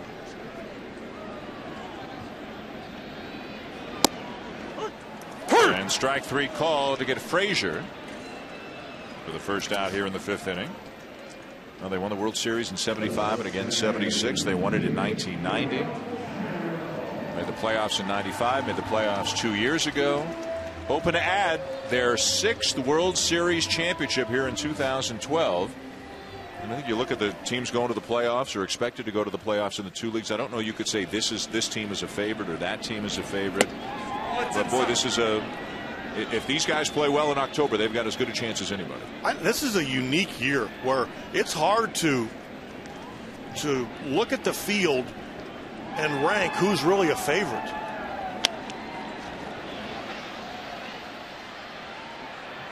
Well, 2 years ago, how many people would have said going into the postseason the San Francisco Giants are going to win the World Series? And how many people would have said last year the St. Louis Cardinals are going to win the World Series? Cincinnati and the Giants have already clinched their division. And I think to your point, Cincinnati is situated as well as anybody else to move forward.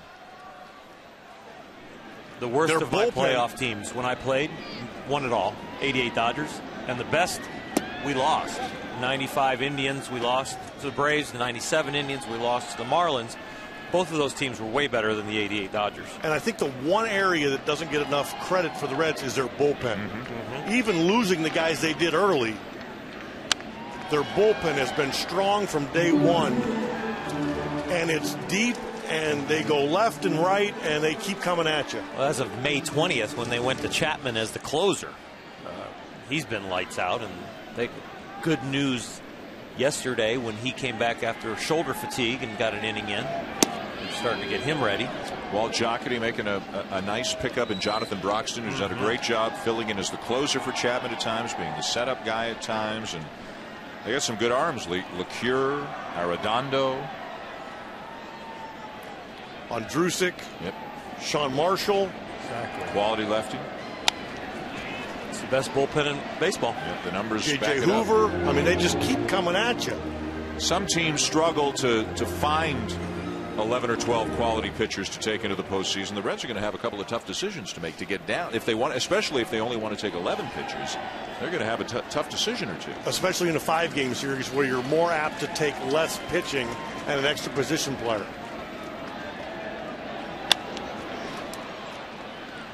Cairo with a fly ball left field. 2 down. And the great thing for the Reds is with their bullpen being so outstanding and their starting pitching being so deep and such high quality is that they'll be able to not only have high quality people come in, but they'll be able to match them up very quickly. You don't have to kind of go with a hitter, as Terry, you know, in those situations where if I can milk one more hitter out of them, they won't have to make those tough decisions because they've got another quality arm coming, another quality arm coming. 2 down, nobody on in the 5th inning in a 1-1 tie.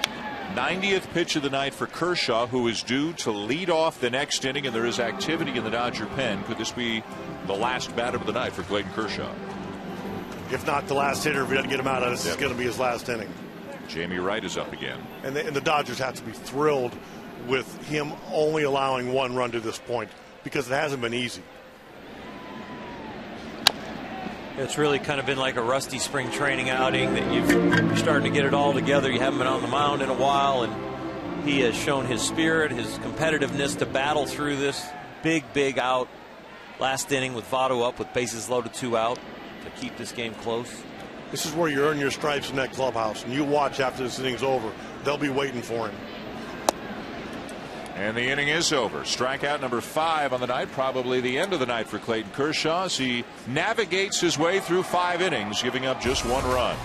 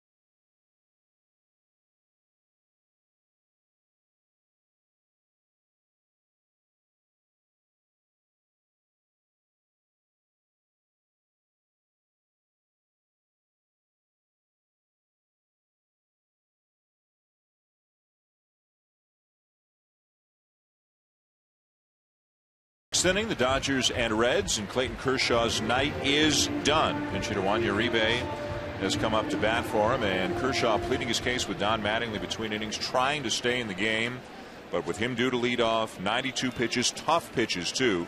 No easy innings really for Kershaw. Mattingly takes him out of the game, and here is Uribe appearing in a game for the Dodgers for the first time in almost a month. And Clayton Kershaw looked like he wanted to wring Don Mattingly's neck, and I bet you Don Mattingly has more admiration for him now than he did before. As a manager, you appreciate that. You can understand where Kershaw's coming from, Oral, but Tito, you can also understand where Mattingly's coming from. Yeah, again, you know, as a manager, you can't expect your pitcher just to turn the off button because you're taking him out. This kid's given everything he has, and he wants to stay out there for all the right reasons. But Don Mattingly did exactly the right thing. He's protecting his young pitcher from himself. He struck out 2 of the last 3 hitters, so he's like, look, I haven't. I'm not losing it. I feel great, and I want to still be out there. I've waited 12 days for this, and we're down to the wire. But actually watching that unfold, I respect both of them more. The Clayton Kershaw's last strikeout put him in the league lead now for strikeouts. I think he's got 210, 211 over R.A. Dickey. Talking it over right now with Rick Honeycutt, the pitching coach, after Don Mattingly took him out of the game. And Uribe with a base hit into left field. And what this might open up is maybe D. Gordon pinch runs here. Again, they don't have to commit this early, but this game is so important. They certainly have that available. You know, the way they have struggled to score runs, you almost think there's urgency to take advantage of any crack, any opening they may have here. That's why I thought Uribe was hitting in that situation, was so they could use the speed of Gordon if he got on.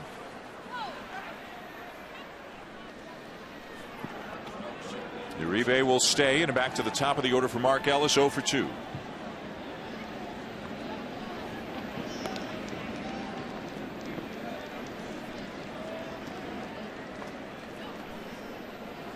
The Dodgers have been as bad an offensive team as there has been in the National League in recent weeks. They've been shut out 15 times this year. It's the third most in baseball. The A's and Marlins 16 times each, as Ellis shows bunt and he takes outside ball 1. They got shut out yesterday 6-0. Cincinnati defense is so aggressive right now on the bunt. Don't be surprised if the Dodgers either allow him to swing away or even put the runner in motion and put a hit and run, because Ellis can handle the bat.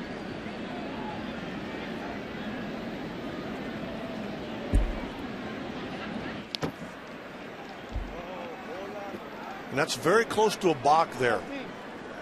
As Votto is vacating first, you can't throw to a base that's unoccupied, so he has to be careful how aggressive he is.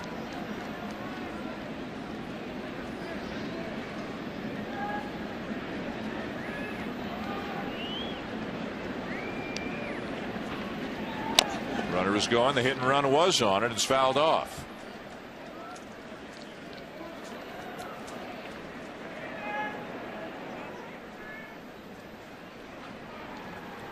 Is there a tendency to try to make more happen when you're scuffling the way that they are?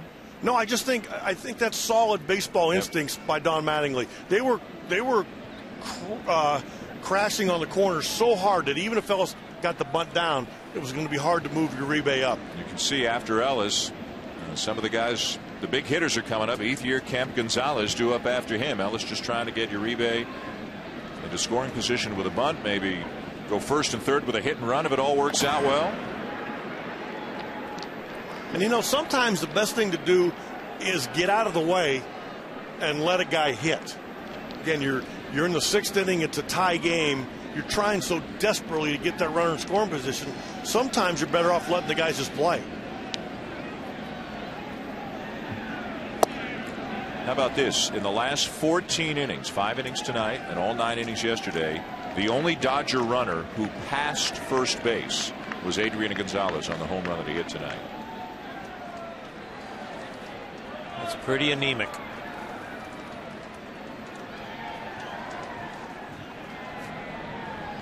And again, it wouldn't be at all surprising if they allow the runner to be in motion again. Yep. It's a good hit and run count.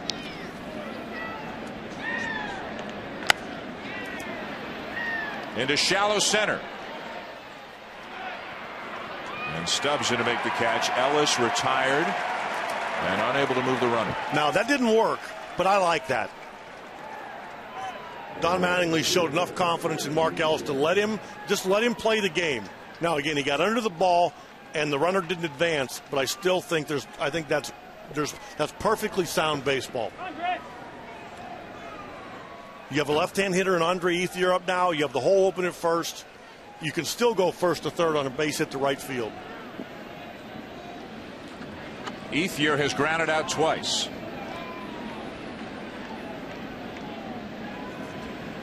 Coming from Boston, you didn't do a lot of bunting there.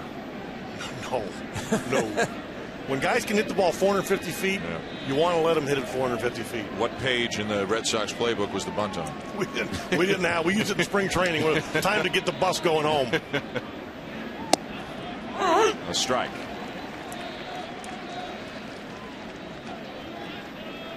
Andre Ethier, one thing he's really good at, he can hook that ball through the hole. And with Votto holding the runner on, got a little more room there to drive that ball through there.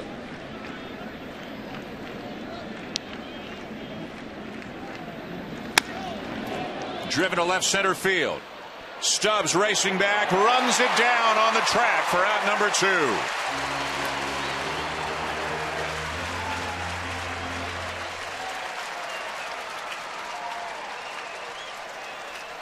2. This is why the Reds like Drew Stubbs so much.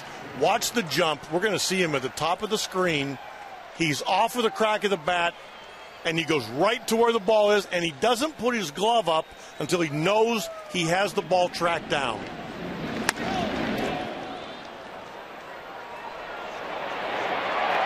A lot of guys you see run with their arm extended, and it slows them down. He ran to the spot, and then he threw that glove up once he knew he had it corralled. So 2 down in the inning. Uribe is still at first, and the batter is Matt Kemp, who has struck out and grounded out.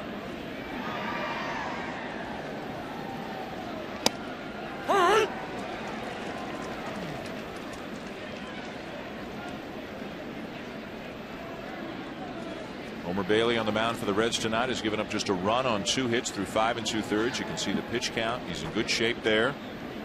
He's only walked 1. He has struck out 5.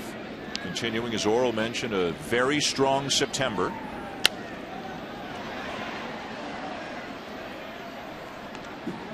He's been outstanding again tonight, hitting his spots, and he loves throwing to Ryan Hannigan. That September 4 starts, and 2 of those were already at home, so the home road splits tonight. He is bumping up against them now. Again, he's saying, oh, forget this. I'm not going with the trend that I've been bad at home. Even though he had some quotes about the ballpark here, people were asking him why the difference in the splits, and he's like, well, you know what? I don't pitch in a Little League ballpark on the road. Well, it was kind of tongue-in-cheek, but everybody on their staff knows this is a tough place to pitch. Fly balls get out of here in a hurry. But as we get deeper into the fall and the weather cools off, it does play a little bit more fair. A little fairer. Wind was howling out of here last night. Latos really pitched well against the Dodgers last night. He was outstanding with 93, 96 mile an hour fastball, sharp slider. He had a tough first half, and he's kind of peaking at the right time right now, too. He and Bailey, 3-4 in the playoffs, and they are peaking right now. They could be throwing the ball better than Arroyo and better than Cueto. Cueto's kind of backed off a little bit velocity-wise, maybe fatiguing. They're going to try and get him some little bit of rest, but keep him on turn going in the playoffs. But Bailey here and Latos last night, they've been exceptional. Way outside, 2-2 to Kemp. There's one other game going on tonight. The Twins and Tigers are finishing up a doubleheader necessitated by a rainout on Friday night. Detroit lost earlier today, as did the White Sox. So the Tigers a half game back of the White Sox, and they are going to extra innings right now at Comerica. Minnesota and Detroit. A win for the Tigers, and they'll move into a tie atop the division with the White Sox. Ground ball left side. Inning over.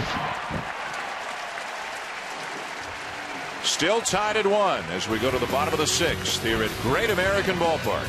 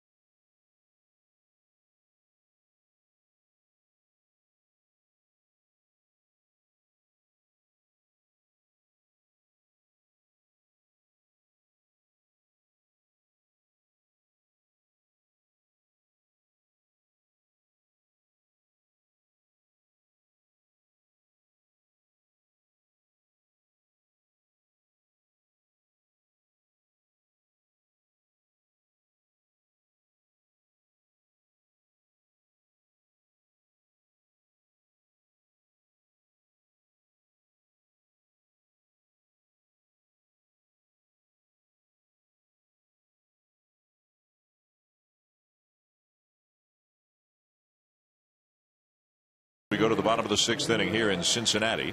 Take care of your headache pain fast with Bayer Headache Relief, official pain reliever of Major League Baseball. Visit BayerHeadache.com. Dan Schulman, Terry Francona, Oral Hershiser, Buster Olney. Sunday Night Baseball on ESPN. The new pitcher for the Dodgers taking over for Clayton Kershaw is right-hander Sean Tollison. And the reason he's in there is because he has been just beating up right-hand hitters. And the Reds have 5 straight right-hand hitters coming up in the bottom of this inning. Righties hitting just 157, 11 for 70 off Tollison this season. Here's Drew Stubbs. And a breaking ball for a strike. 7-8-9 to up. Stubbs, Hannigan, and then Bailey.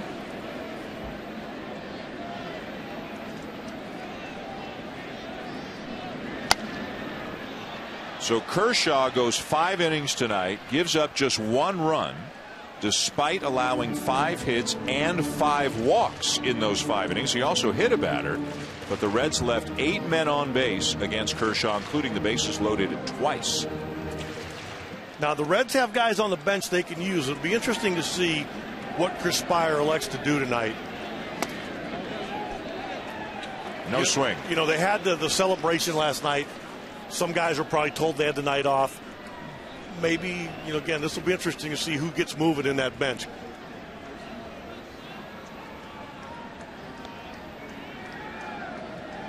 A little communication going on right now.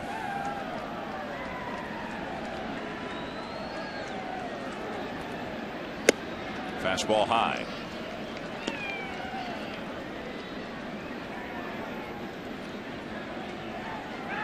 The Cardinals won today. The Brewers won today. The Dodgers need a win just to keep pace and to get back within 3 of the second wild card spot. And Stubbs called out on strikes. Clayton Kershaw was outstanding tonight, coming off 12 days off from a right hip impingement.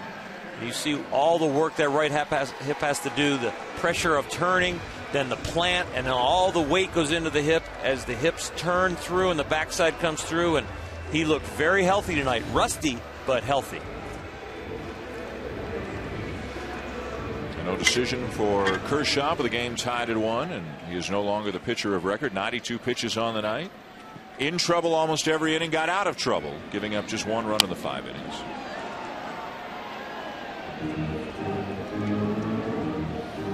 Hannigan, the batter. Oral, you talked about him a little bit earlier and how committed he is and how much he takes charge with the pitching staff. How important is that to the guy on the mound? I think it's just very, very important. We talk about team chemistry. Well, the chemistry between the pitcher and the catcher, and that extra little body language, that extra little belief in communication at what he does when he puts a signal down, when he puts a target down. Ramirez with a terrific stop. Hannigan retired, 2 down. And that's the identical play we saw about 4 innings ago that scooted out of his glove. Goes to his left, kind of a half dive, but this one stays in his glove. Has a little bit of trouble getting 2 fingers around it so he doesn't throw a changeup over there, but had plenty of time with Hannigan being a catcher. Yeah, if you've been watching the Dodgers recently, you've seen Ramirez look at the baseball a little bit slow to get the grip he wants and throw it over to first sometimes. And going forward, I don't know if anybody's convinced yet whether he's going to be the shortstop or the third baseman for the Dodgers next year. You know, whether it's fair or not, Hanley Ramirez is always going to be judged on what happened in Florida back a few years ago. You're talking about when he jogged after a ball that was a pop-up that he should have been hustling for. Yeah, and again, that's some of his nature is that he just, you know, like it's just the way he plays the game. His actions are very fluid and very easy. Homer Bailey grounds 1 to second, and the inning is over. 6 in the books here at Great American Ballpark in Cincinnati. The Dodgers and Reds still tied at 1.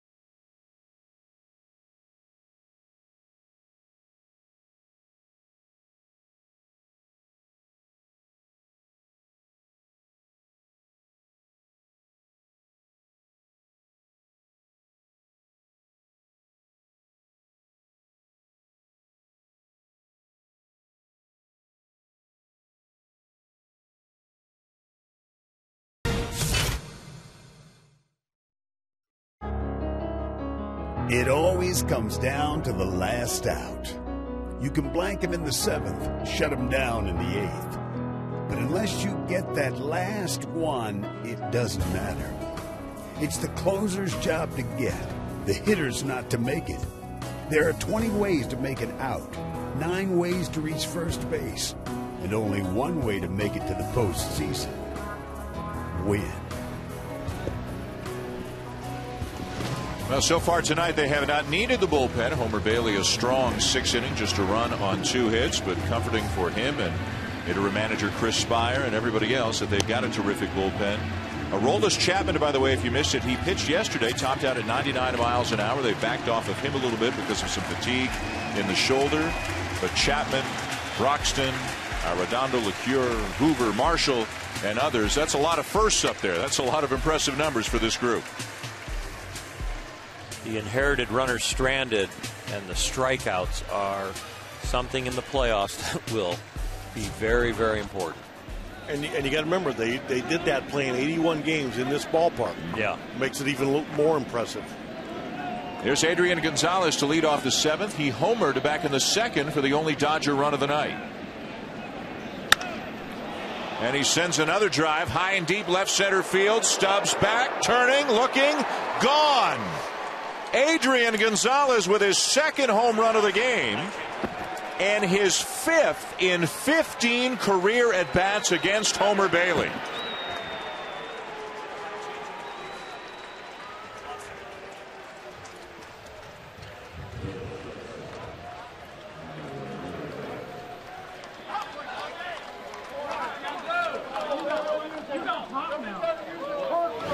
The Firestone K-zone shows this as, I think, a high changeup. Yep, maybe a high slider right there. They got him out with a slider away. Yeah, it's a backup slider. They were trying to go backdoor with a slider. Started in the outside batter's box, bring it back into the corner, and Homer just left it up.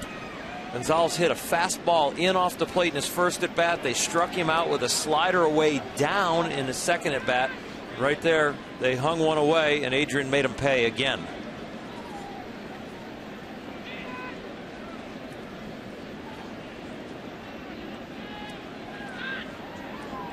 If you're a Los Angeles Dodger and you're looking for the glass to be half full, that would be one side right there. When Adrian Gonzalez is hitting the ball with authority to left center, left field, he feels good about himself.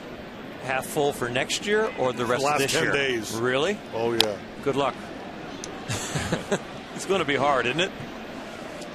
So Gonzalez homers in his first at bat as a Dodger after the trade, goes 25 games without a home run. And now he's at 2 tonight, and he was probably happy, guys, as well as Homer Bailey's been pitching. Gonzalez is 8 for 15 with 5 home runs against him. He had to feel good going into this game.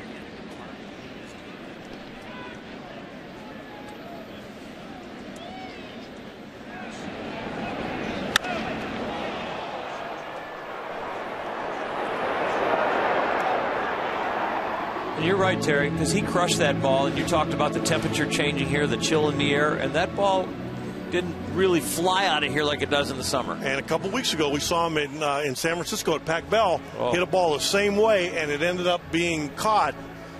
Again, that's a good sign if he's driving the ball that way. But this is a bad sign here as Hanley Ramirez fouls the ball off his foot. Let's get another look at it. Little split finger changeup. Oh, just above the ankle. That hurts right there. And that, you know what, it hurts like heck. But if you're Don Mattingly, you give him enough time where he gets right back in the batter's box. He's going to have to limp a lot for Don Mattingly to want to get him out of this game.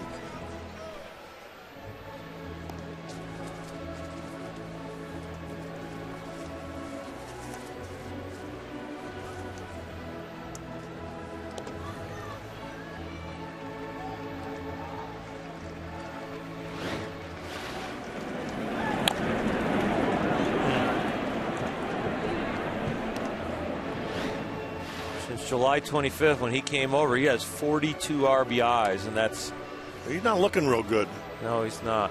That's the 4th most in the National League, so he's been a productive bat for him. Let's go back to the studio briefly, get an update with Carl on the Twins and the Tigers.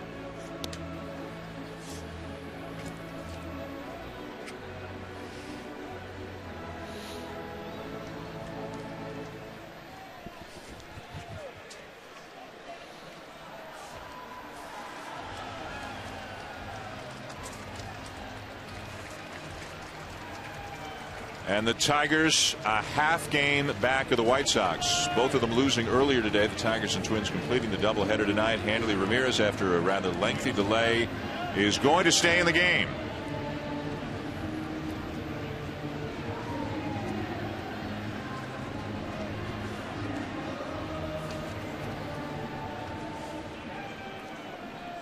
A home run by Adrian Gonzalez this inning, giving the Dodgers a 2-1 lead. The count is 1-2 on Ramirez. He's 0 for 2 tonight.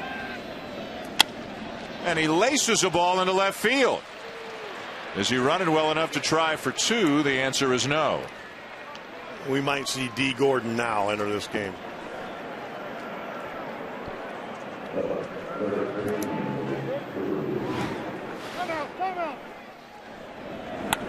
And he looked like he ran okay till he got to first. Really started to pull up here. And they're going to come out and have a look at him again. And the Reds fans growing restless with the delays. Ramirez is walking off the field. He will not be able to continue, and D. Gordon is going to run for him.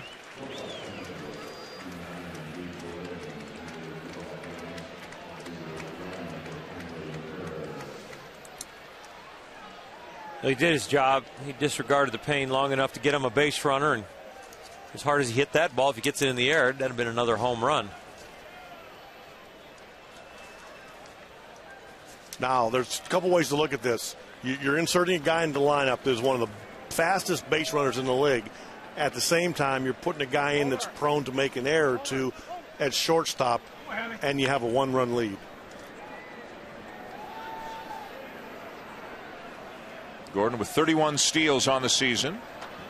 Has played sparingly since the acquisitions, including Ramirez. And he's going to head right down the steps into the clubhouse.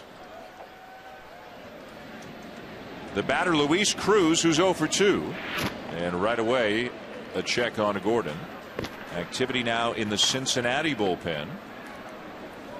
It's a great time to put a hit and run on. With all kind of things happening, a lot of managers will go to action on the first pitch.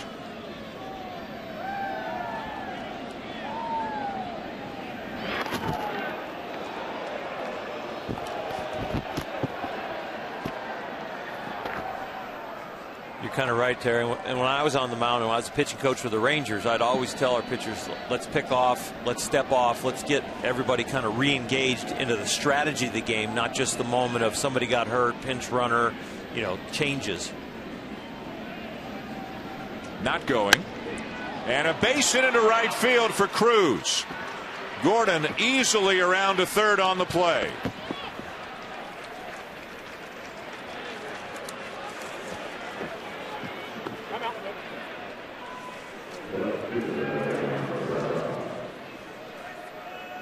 If you look at all the hits this inning, Homer Bailey is missing up. The Hanley Ramirez hit. The home run by Adrian Gonzalez up. And now the Cruz hit up in the strike zone. And gets it right behind the runner. Uses that hole over there. Creates first and third.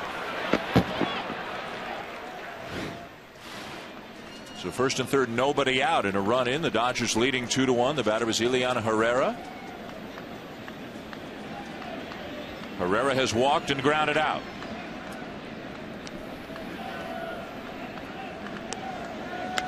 Pops the bunt up back of the plate, and a diving attempt by Hannigan comes up just short. Safety squeeze. And that was almost one heck of a play.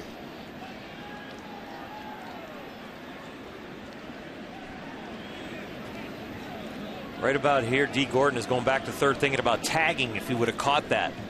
It's not going to take much to score D. Gordon third base.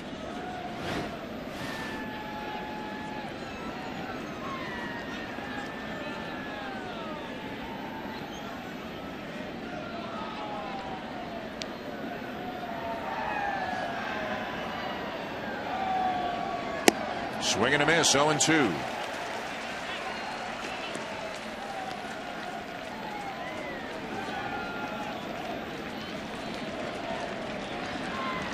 Whatever way that Homer Bailey and Ryan Hannigan think that they can get a strikeout, this is where they're going to go for it. They're going to take it on this pitch and the next pitch.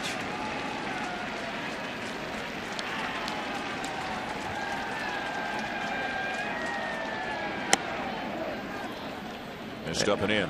Asked Homer Bailey about the hot streak he's on, and I said, what is it, more command? He said, yeah, but it's not command of the off-speed pitch lately. It's command of my high fastball. When I throw my high fastball now, it's not just automatically a ball out of my hand. I'm able to locate it a lot better and get swings and misses. And right here, if he's in that hot streak, can execute like he's trying to throw that high fastball now, maybe he'll get himself another K. And he does.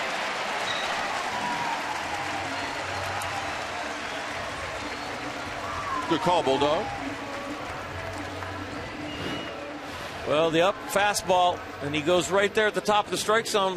The first half of the season, he'd throw that pitch, and it'd be up around the head, and the hitters would just take it right out of his hand, and he's lowered his sights a little bit, tried to aim a little bit more slightly above the waist, and then if it's down the middle at the shoulder, and he's gotten a lot more strikeouts and gotten out of a lot more jams in the second half.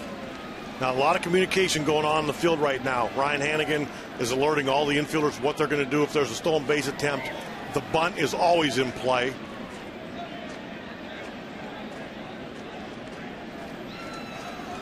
A.J. Ellis, the batter. And he pushes the bunt foul.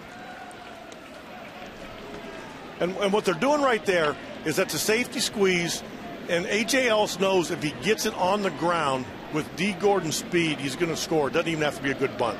Would you try it again? Even not that there was an element of surprise to begin with, but would you try it again? The element of surprise doesn't matter right now. That's the kind of speed D. Gordon has.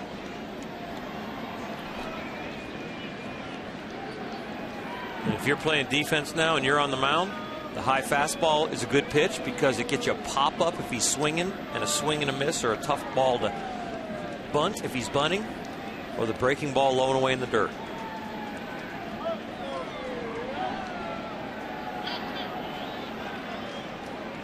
It's amazing how speed can change so many things in the game, how D. Gordon's appearance in the game has changed so many things this inning. Tell you what, the little break off that D. Gordon made just with the step off by Homer Bailey and fake to first. If I'm Homer, I fake to first and send my third baseman over there. You might catch him off going down the line. Inside. Dennis Martinez used to have a great move like that. He'd step off, fake to first, come back to third on a whirl around.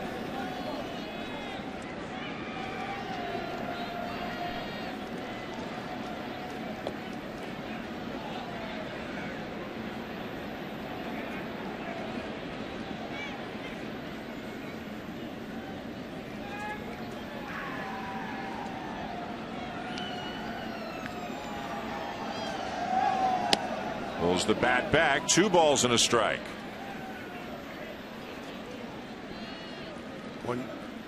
And you can see the wheels spinning on both sides, defensively, offensively. What are the Dodgers going to do? How are the Reds going to defense it?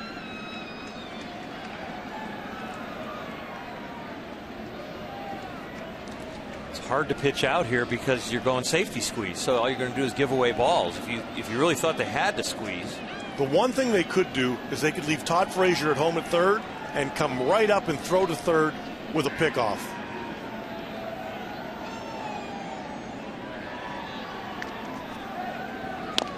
Gets it down, but in front of the plate, Gordon, now he's coming home and will score. The out recorded at first, then Gordon scores, and after Votto juggled the ball, Cruz went all the way to third.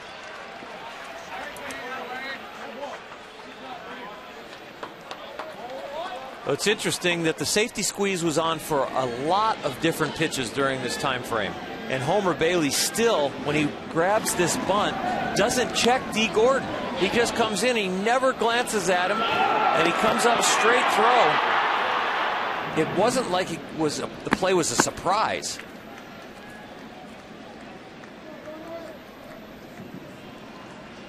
It just wasn't very well executed with all the times the Dodgers gave away that was what they were trying to do. Get to the bunt a little quicker, maybe give D. Gordon just a little glance. I don't know. D. Gordon probably go back and be beyond the bag and still be fast enough to get home on that. But to your point, I mean, that's a huge run. It's a huge tack-on run. And after all that was said and done during that at-bat, to not check the runner is a mistake. Give Ellis an RBI on the squeeze that brings Gordon in, and give Votto an error as he tried to take the ball out of his glove to make the throw. That error allows Cruz to go from second to third on the play. That's the way it's showing. Cairo, excuse me, I believe.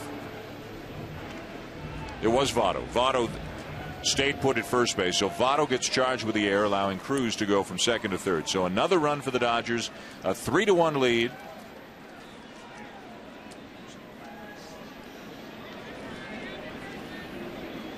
And the pinch hitter is Bobby Abreu, batting in the pitcher spot.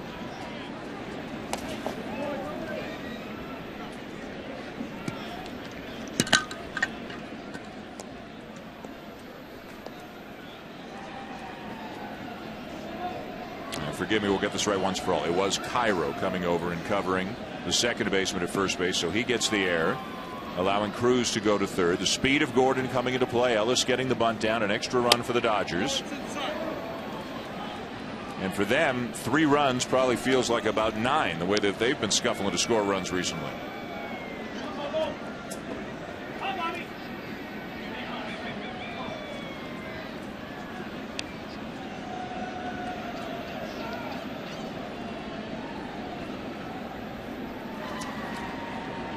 It seems like for some of the NL West teams, 4 is the magic number.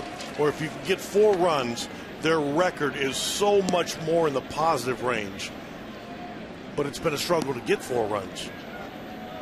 During this real dry time for the Dodgers, they've averaged right around 3 or slightly below. But you're right, they get to 4, the record really goes up. It's the same thing with the Giants. Yep. It's just hard to score runs. Abreu draws the walk. And Chris Spire is on his way out. The interim manager of the Dusty Baker still sidelined with the irregular heartbeat. They're hoping to have him back Tuesday.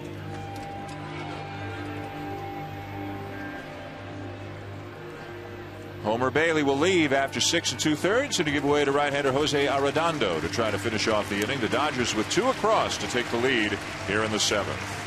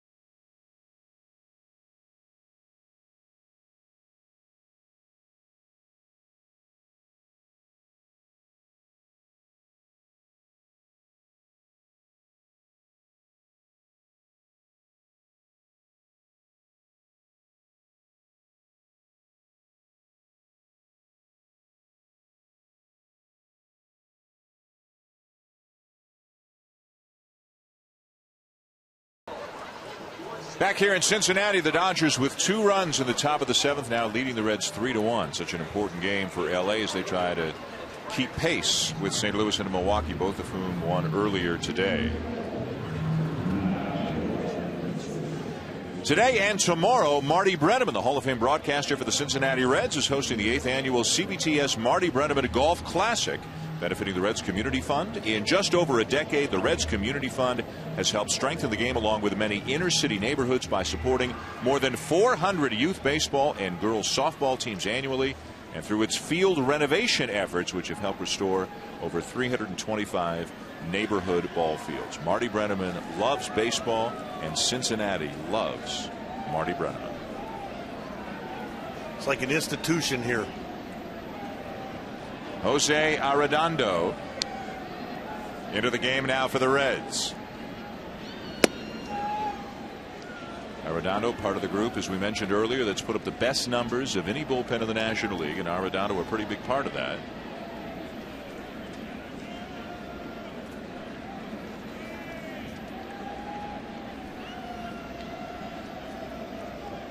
Mark Ellis is 0 for 3. First and third, 2 down. And missing badly on his first 2 pitches. Arredondo throws mostly 4-seamers. He's got a little slider and a fork ball. Right there, that one slipped out. I think that was supposed to be the fork ball. Something off speed slipped out of his hand.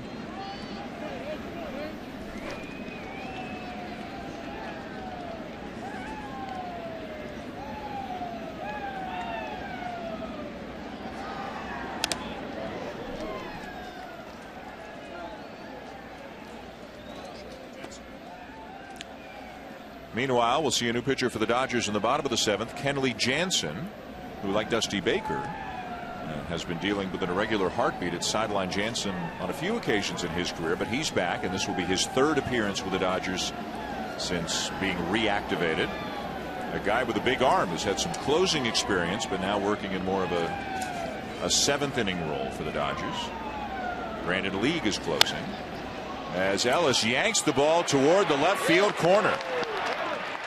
Cruz is home, and Abreu will be held at third on the RBI double by Ellis. It is 4-1 Dodgers.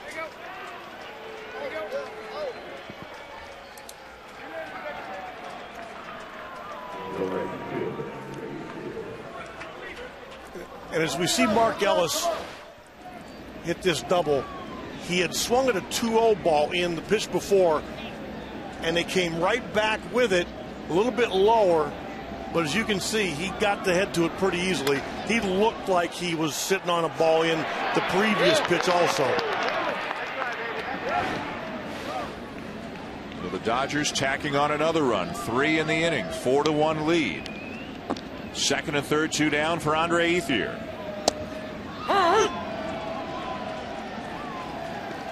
And that pitch right there, whether it's a split or a fork ball, whatever you call it, that's why he's so tough against left-hand hitters.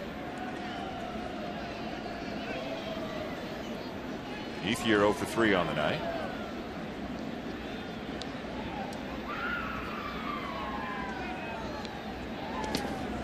Good block by Hannigan, and a little shaken up.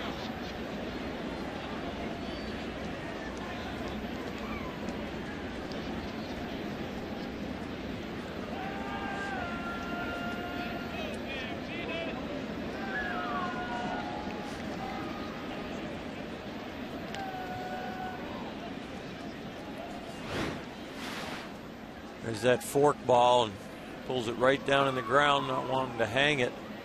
Ball pops up there and it gets under the mask and over the protector.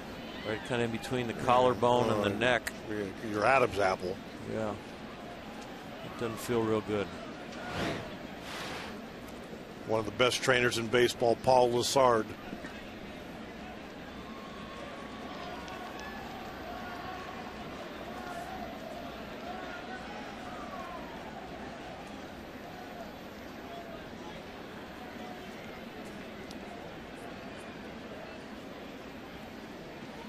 He says, I'm all right.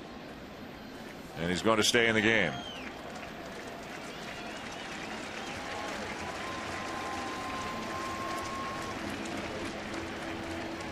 ESPN and ESPN2 have baseball for you on a Wednesday night. It'll be the Nationals and the Phillies, 7 Eastern on ESPN2. And then at 8 Eastern here on ESPN, the A's in Arlington to take on the Rangers. The season ends a week from Wednesday. You'll have games on ESPN on the final day of the regular season as well. Fall is in the air. Playoffs are not far away. The wild card games will be a week from Friday. The division series will begin a week from Saturday. As mentioned earlier, every game of the postseason, all the way through the end of the World Series, can be heard on ESPN radio.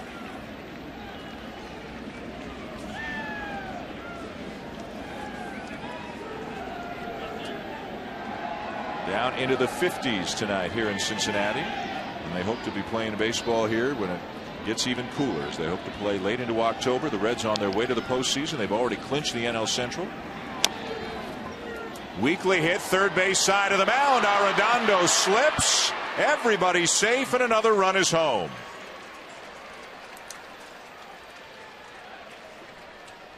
Infield hit and an RBI for Ethier. And as we watch this replay, this is probably the only play he had. It's a do or die. You know, you teach your pitchers, okay, use two hands, get around the ball. But with Ethier running from the left side, that was probably the only way he's going to make that out. 5-1 Los Angeles. Ninth batter of the inning for the Dodgers, Matt Kemp.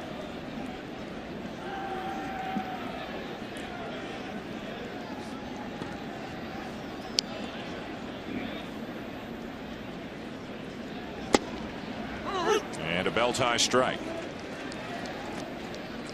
When you said that it was good news, half glass full with Adrian Gonzalez's home run, and then these, runs get tacked on. You get Adrian going, and then if they get Kemp going, those two guys, they could run off 10 in a row. They've been waiting for this lineup to get hot.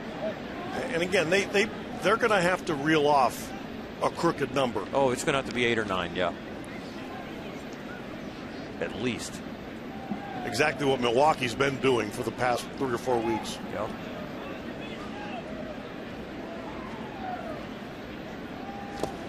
Kemp chases 1-2. And then you got to do a little scoreboard watching to boot. Yeah. The remaining schedule for the Dodgers, they'll begin a series at San Diego on Tuesday. Then they're home the last week of the season to the Rockies and the Giants. The Dodgers with 4 in the inning now lead 5-1. When they score 4 or more in a game this year, they are 62-12, playing to what you were saying a little bit earlier, Tito. And there's strike 3 called. Boy, Kemp's not a happy man. But the Dodgers had a good inning. 5-1 they lead. 7th inning stretch. Votto will be up in the bottom half.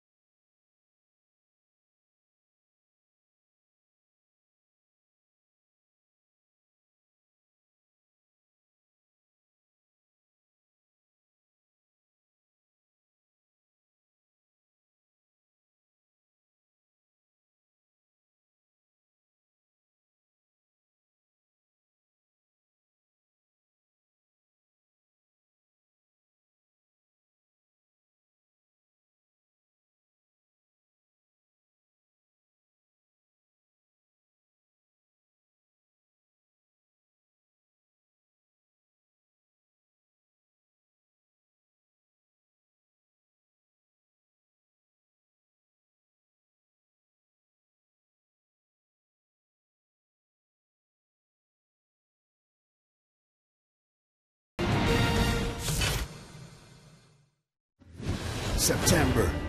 This is the month that decides everything. If they're going to have any chance, he's got to get it going with the bat.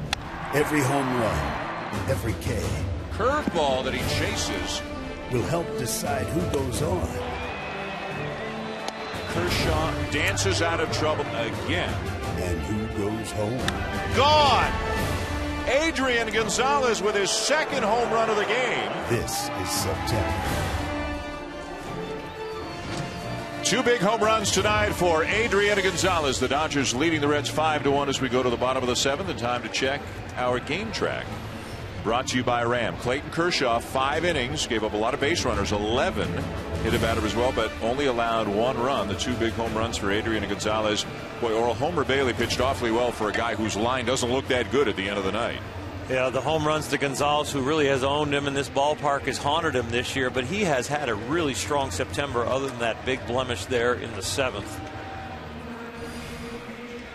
Changes for the Dodgers. D. Gordon remains in the game at short after pinch running for Hanley Ramirez, who fouled the ball off his left leg. Got a base hit, but then left for Gordon. And Kenley Jansen is in to pitch, facing Chris Heisey.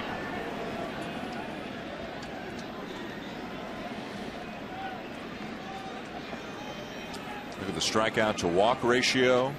And as mentioned, he was doing the closing until he was sidelined by the irregular heartbeat, and now they're kind of gradually working him back in. Right now working in the 7th inning.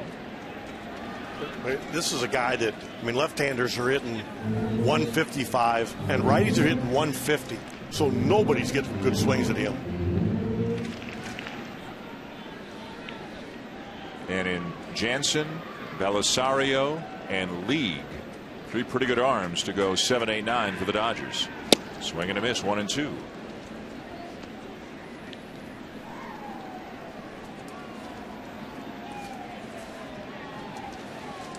The Cardinals won earlier today, beat the Cubs 6-3. Kyle Loesch got the win to go to 16-3. So the Dodgers 3.5 back.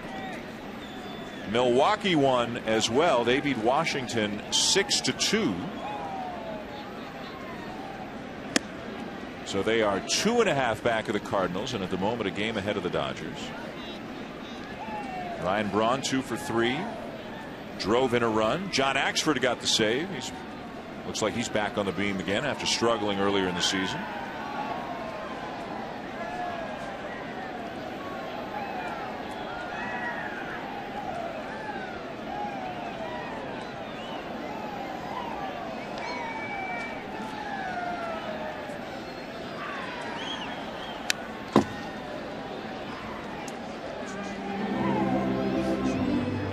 Now the Brewers have roared back into contention here in recent weeks. As you can see, they were 12 games under 500 and not even in the conversation for a playoff spot, but led by Braun and Ramirez, 25-7 since. Ryan Braun putting up terrific numbers, in some cases even better numbers than last year, but you wonder how people will feel about him, how the voters will feel about him in terms of the MVP based on the controversy surrounding him. Yeah. Even though he was cleared. Yep.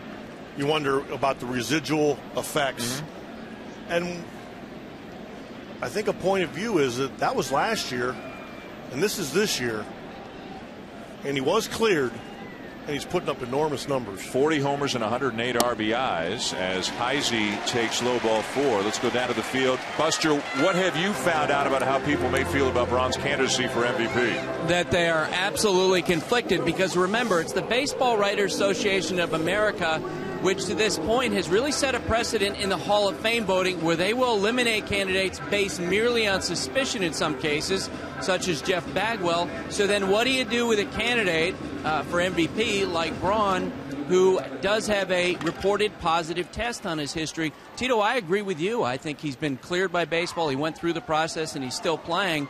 But I do wonder if there's going to be a core of voters who will not vote for him, and that's all it's going to take in what should be very close voting. How do you guys feel? Major League Baseball has a lot of them on the field. The suspension has been, upheld. They weren't allowed to suspend him, and I think that he's putting up stats that are MVP-like, and the voters should just look at the stats and the performance, not the controversy.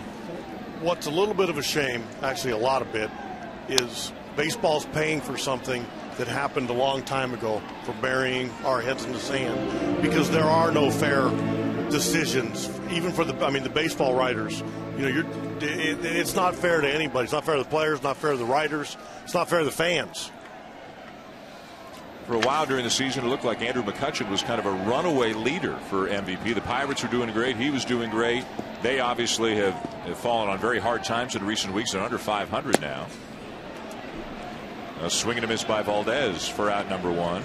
You wonder if Buster Posey is now the leading candidate for MVP. And another guy who could get mentioned, and I know folks in St. Louis are wondering about it, Yadier Molina is having an incredible year, and his offensive numbers aren't quite what those other guys have, although they're really good. But defensively, there may be no player in baseball who has as big an impact defensively as Yadier Molina. That's part of what makes our game so special, is you can argue back and forth, as we've done, and everybody might be right. Here's Votto. One of the tipping points in that race could be the difference between Posey's team, the Giants, win, and Braun's team, the Brewers, don't. But if the Brewers pull off this miraculous comeback. And I can't wait to see the final vote in the American League MVP. I think it's going to be fascinating. A Triple Crown winner against a Rookie of the Year / possible best player ever for 1 year. It's going to be really interesting. Mike Trout and Cabrera. You're going to see the new age statistics versus the old age, I think. And we'll see who wins out. Well, Buster's been telling us every week it's not even close. That new is going to win out easily. And that he thinks and feels that Trout may be an easy winner for MVP over Miguel Cabrera. Former MVP Joey Votto at the plate. 2-1 the count on him. Current American League MVP candidates: Cabrera, a serious, legitimate threat to win the Triple Crown, and Mike Trout having a phenomenal season, and then a couple of Texas Rangers having stellar seasons as well. Josh Hamilton still sidelined right now. The modern statistics will show how many runs that Mike Trout is saving on defense, and the old-time Triple Crown statistics don't really show the runs that Cabrera is costing the Tigers by his shortcomings in defense.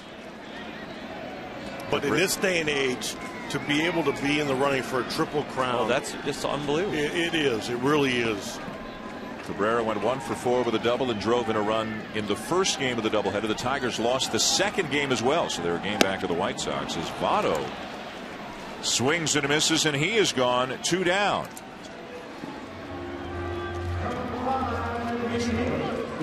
Let's go down to the field. Here's Buster.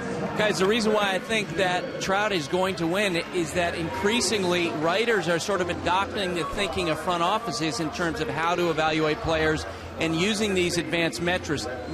Interestingly, in recent weeks, I've asked a bunch of people in uniform, a bunch of people in front offices who they think is going to win this. Almost to a man, the people in uniform say Miguel Cabrera. Almost to a man, the people in the front offices say Mike Trout. And you wonder if it could come down to whether or not one of those teams makes the playoffs. And right now, neither the Tigers nor the Angels are in a playoff position. Tigers are closer, even though they lost a doubleheader today. They're just a game out. Todd Frazier 1 for 3, had an RBI single in the third. Where does this guy fit into the Reds' plans in the postseason? Hasn't hit as much in September, maybe because he hasn't played as much after with Rolen and Votto both being healthier, both being at least active. But is Rolen going to play every day in the playoffs, or is Frazier going to get in there? I think to answer your question, a lot of that's going to depend on the health of Scott Rolen, because with health, with Scotty comes production. And this kid has found a way, whether they played him at first or third, that he's a productive bat and a guy you can hit right smack in the middle of the order. This is a pretty potent bat and energetic player to leave on your bench. And if Scotty is not perfect and he's working on getting healthy and being able to contribute, that is going to be a tough decision. And very strong chemistry, tight team. So I'm not sure it's going to hurt him there, whatever the decision is. Frazier strikes out, and the inning is over. 7 in the books in Cincinnati, and the Dodgers lead the Reds by a score of 5-1.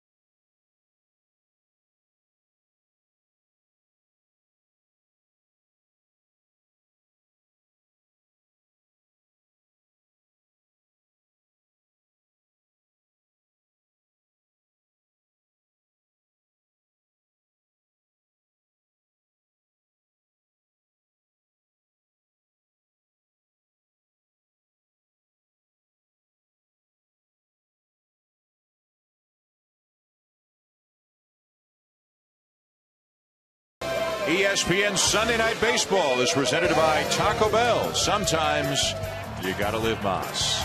And here in Cincinnati this weekend, there was a lot of living Mas between celebrating the NL Central Division Championship last night. Oktoberfest is going on here. The Bengals won today. It's all good in Cincinnati right now.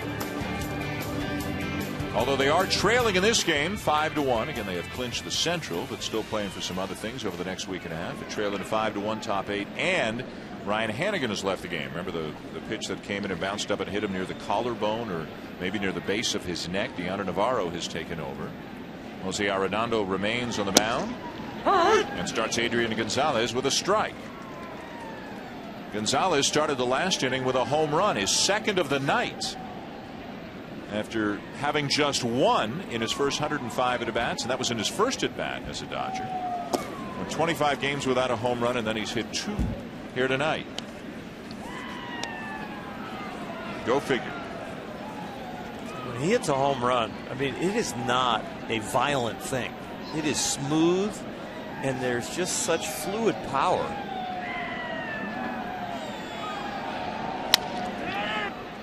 Grounded to first. 1 down.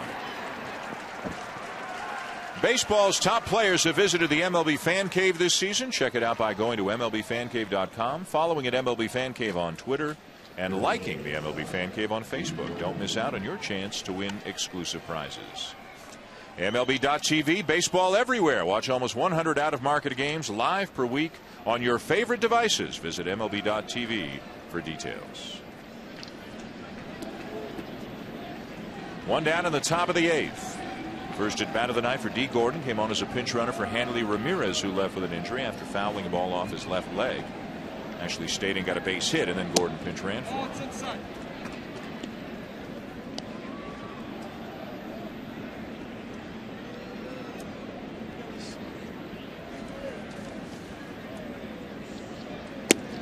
Upstairs, ball 2. Activity in the Dodger pen after a good inning for Kenley Jansen in the 7th. The Ronald Belisario will be coming on to work the bottom of the 8th, and this is a nasty man on the mound right now. I mean, he has got some unbelievable stuff going and some great numbers recently for the Dodgers. He comes at you with elbows and knees and twisting action with a little. And he couldn't throw the ball straight if he wanted to. It is some of the wicked stuff now that's really moving.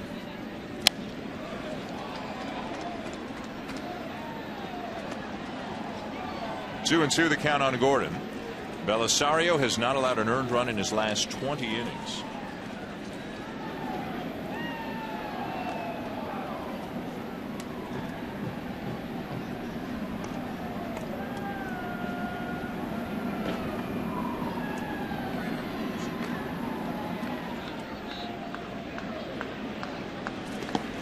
Full count on Gordon.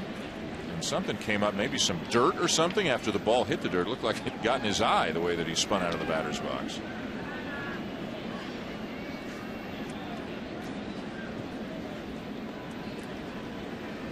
A run in the second for the Dodgers on the home run by Adrian Gonzalez. The Reds tied it in the bottom of the third, and then another Gonzalez homer in the seventh, and 3 more runs after that. They lead 5-1. A win would move them back within 3 of the Cardinals for the second National League wild card spot as Gordon draws the walk. Arredondo's been all over the place. He's bouncing balls and beating up the catchers. He's missing ball 4 here. Well, while we have a moment, this is our last Sunday night telecast of the season. We do not have a game for you on the final Sunday of the season, and we just want to say thanks to the great crew that we got a chance to spend time with all season long. And Bulldog, what do you think about the rookie here? The guy. What do you think about this guy, the job that he did this year? I think he's fantastic. Some of the one-liners and the trips that we've made around with him, the experiences we've had in 1 year, I think we haven't had with other people in a lifetime. Oh, that's fair to say. Did I age you guys a little bit? Well, right from the first day of spring training, buddy. Well, you guys made me feel welcome, and I appreciate it a lot. You did great. It was fun. It was my new team is a fun one. Well, we know where your heart is, but we hope your portion of your heart is still here with us because we loved having you around. This has been maybe you want to come back. This has been a really, it's been a really fun experience for me. And for us to have you. You look younger. You know, everybody keeps telling me your golf game's better. Yeah, everybody keeps telling me, hey, you look better, and that scares me because I don't think I look very good. Last September must have really been rough. Grounded to short. The second one on to first. Double play. Our thanks to everybody on the crew that we've had the privilege of working with all season long. 5-1 Dodgers leading here in Cincinnati.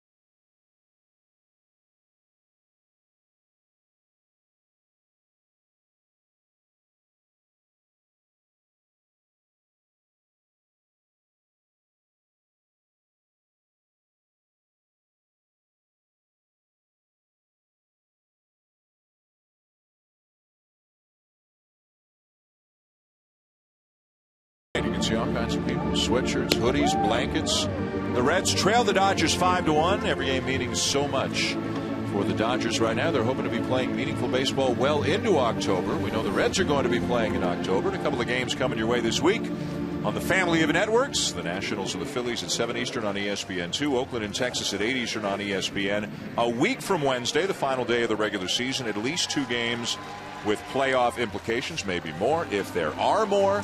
Full playoff race coverage every night on Baseball Tonight, and then every single game of the postseason, including if there are 1-game tiebreakers the day after the regular season, through to the wild card games, division series, league championship series round, and right through the end of the World Series. Every game can be heard on ESPN Radio. Here's Belisario. And this is not a comfortable at bat for a right-hand hitter.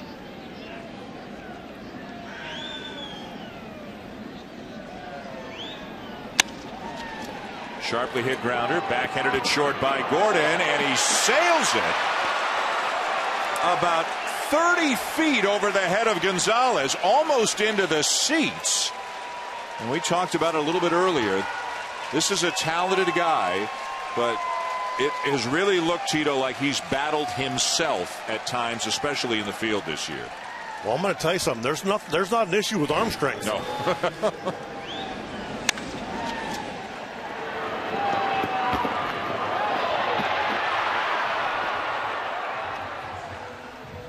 And a 2-base error charged to Gordon.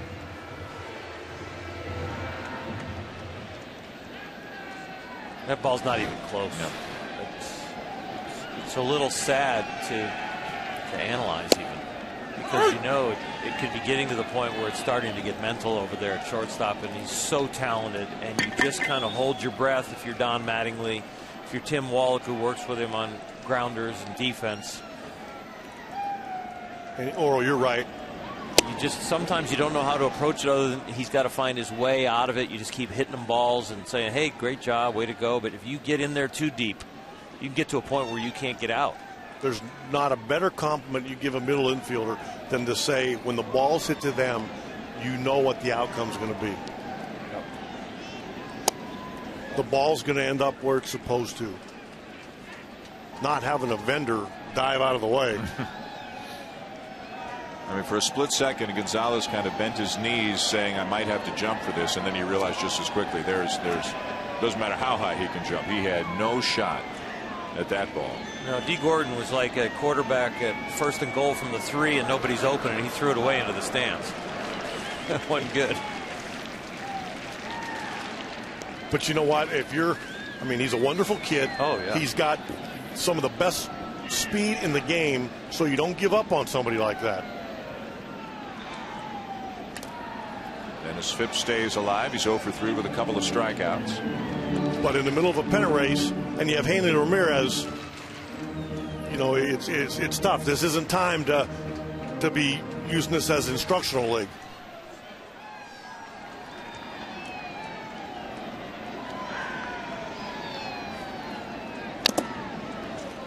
And with Belisario on the mound, you're going to get a few more ground balls. The ball is sinking and it is firm.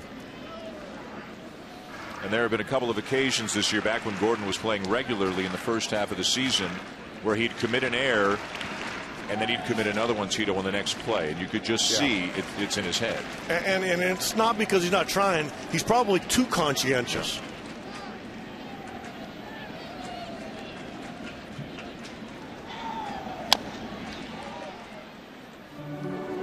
Phipps giving Belisario a pretty good battle. I mean, you almost, as a player, especially as a pitcher, but as a player too, you almost have to have selective amnesia. It doesn't mean you don't care, but you got to put it in a rearview mirror in a hurry, or it drags you down, and then you compound the mistake and make another one. I wish I'd have known that about 30 years ago. Yeah.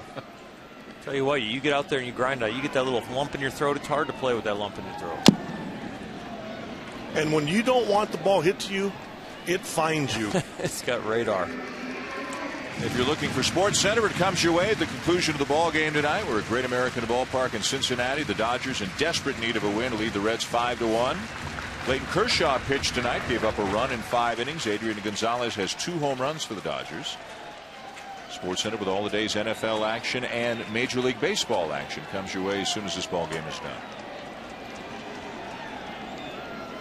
And a high drive down the left field line toward the foul pole and gone.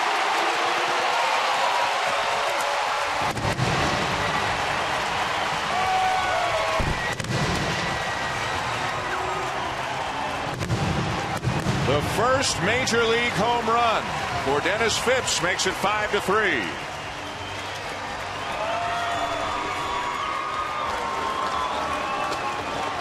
Belisario with some of the best stuff in the major leagues right now, and Phipps just battles them and battles them. 7 pitches, and he's up there fighting them off, taking some borderline pitches.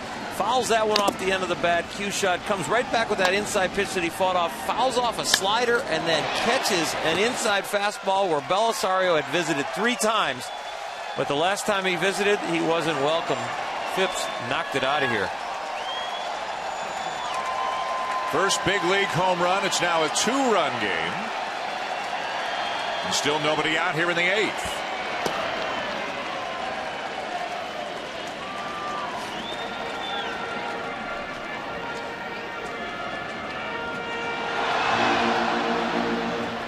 He's going to be smiling for a week. Talking about dropping the head of the bat on it. Inside fastball. That's what he did.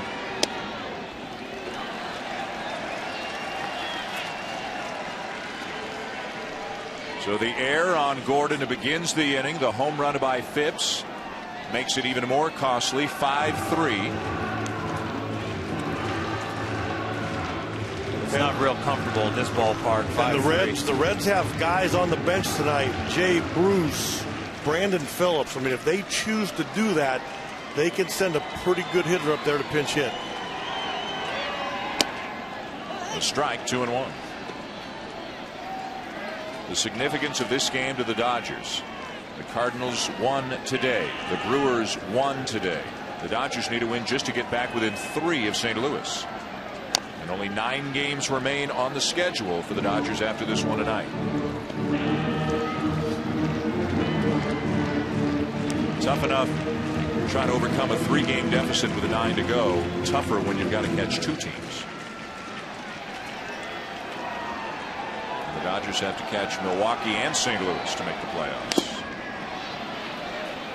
And they got a heroic effort tonight from Clayton Kershaw to start it off. You know, he's out for 12 days, hip impingement in his right hip. And the ace said, I want the ball. I want doctors to clear me. I want to be out there for my team.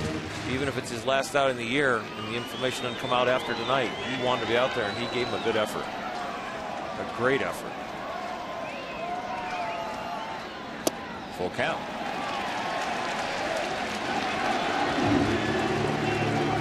Dodger bullpen is quiet. The 8th inning belongs to Belisario. Had not given up an earned run in his last 20 innings. One of the 2 he's allowed tonight is earned. And Stubbs chases what was likely ball 4 and goes down swinging. That strikeout is the frustration that the Reds have in Drew Stubbs. He has the speed and the ability to hit leadoff. He strikes out a lot, doesn't find any walks, and here's a 3-2 pitch in a 2-run game. That's that borderline pitch from a righty that if you're going to hit leadoff in the big leagues, this is a ball right out of his hand, and you're taking it and you're walking over to first base. And it changes the whole aspect of the game. All of a sudden the tying runs at the plate. You have speed on the bases. Strike taken by Deanna Navarro. That's just not a strikeout that, you know, oh, they've already clinched. That's him trying to still groom himself to be a leadoff hitter and fill that role for the Reds. And that doesn't give him any confidence.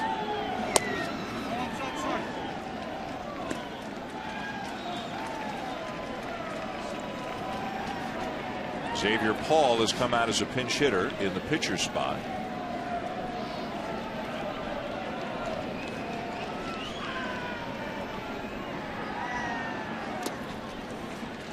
Navarro coming on an inning ago for Ryan Hannigan. He took a pitch in the dirt that bounced up and hit him. Looked like above the collarbone, almost at the base of his neck. stayed in the game but left at the end of the inning. J.J. Hoover is up in the pen now for the Reds. Tito might have got it right on Hannigan. He might have got a little bit of that on the Adams apple.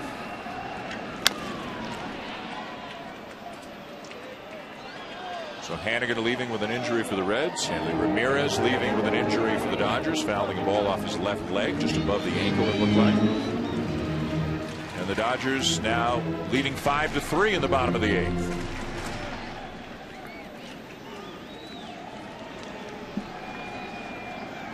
The report on Hannigan, a bruised right shoulder, x-rays negative. Roller to second, 2 down. Well, they're trying to get Ryan Ludwig healthy, groin. They're trying to get Joey Votto going, back from the knee surgery, get his power back. He gets 2 walks, 2 strikeouts tonight. They don't want anything to be wrong with Hannigan. Scott Rowland banged up. Trying to get Scott Rowland back healthy. They're trying to get Johnny Cueto a little rested and get his velocity back up. They're trying to get Aroldis Chapman back on the bump from the shoulder fatigue, and he got an inning last night and breezed through it and topped it at 99. But the Reds have clinched. They're going forward, but now they have time to heal and get it all in order. There's Ludwig. Boy, what a second half he's had.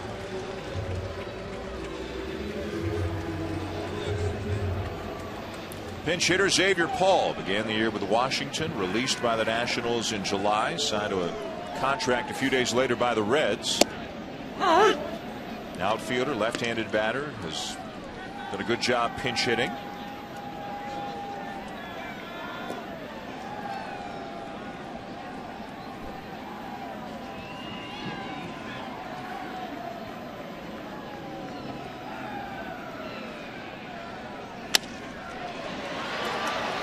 Gonzalez to his right. Belisario wins the race at first, and the inning is over. The Reds, though, get a couple. The first big league home run for Dennis Phipps. A 2-run shot down the left field line, and at the end of 8, the Dodgers' lead has been cut to 2.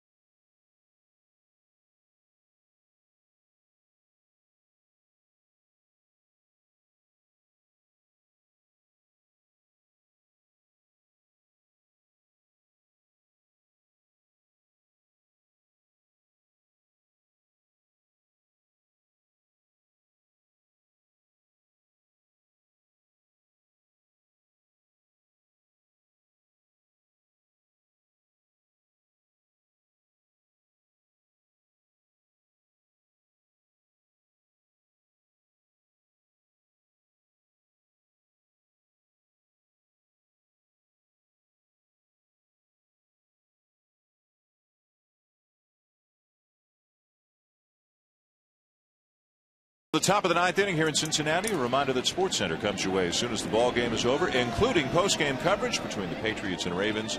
New Orleans losing in overtime today, dropping to 0-3 and a new points leader in the chase. Changes for Cincinnati. Didi Gregorius, a September call-up, is into the game at short. Wilson Valdez moves from short to second, and Miguel Cairo is out of the game. And the new pitcher, J.J. Hoover, jumps ahead 0-2. Hoover, a guy was up with the Reds from late April into mid-June, was called up again in late August. Very good numbers at AAA, very good numbers in the big leagues this year. Facing Ilian Herrera, and making quick work of him. And we talk about the depth of Cincinnati's bullpen. This is a guy that hasn't even spent the whole year at the big league level. Left-handers are hitting 130 against him. I mean, they just keep coming at you. And watch the life on this last pitch for the strikeout. Here's A.J. Ellis. And a fastball to knees at 95, a swing and a miss. The MVP of the AAA team in Louisville. He made a huge impact down there with his abilities. Straight over the top, four-seamer coming right at you, but it's got a lot of life, like you say. It's got some pop. He's not doing so bad here. No.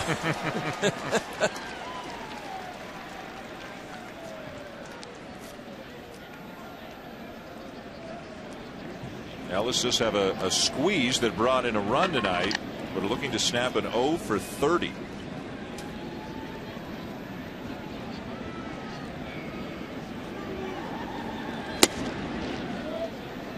The Reds are going to have some interesting decisions to make when they get to the playoffs. I mean, they have so many good arms down in that bullpen.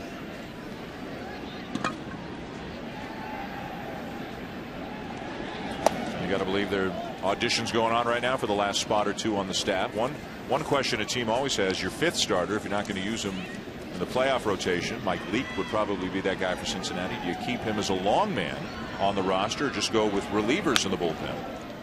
And Mike Leake, you're right. In a 5-game series, you very rarely see a team take the fifth starter. But he is so well-rounded.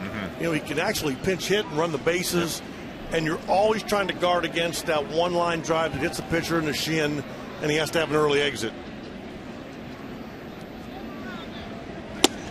Full count. Yeah, Mike Leake's hitting 288 with a 424 slug.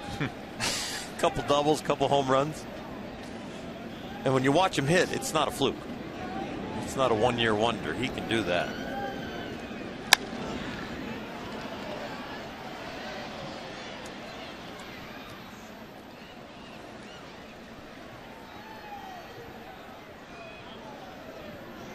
Juan Rivera out to pinch hit for the Dodgers in the pitcher spot. He's on deck right now, and Brandon Lee is going to try to nail it down for the Dodgers. He's their closer right now up in the pen.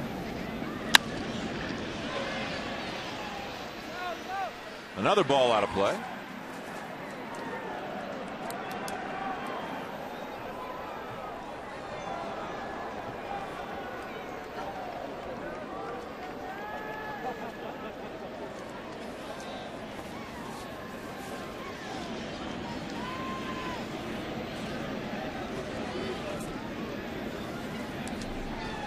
Three-two again.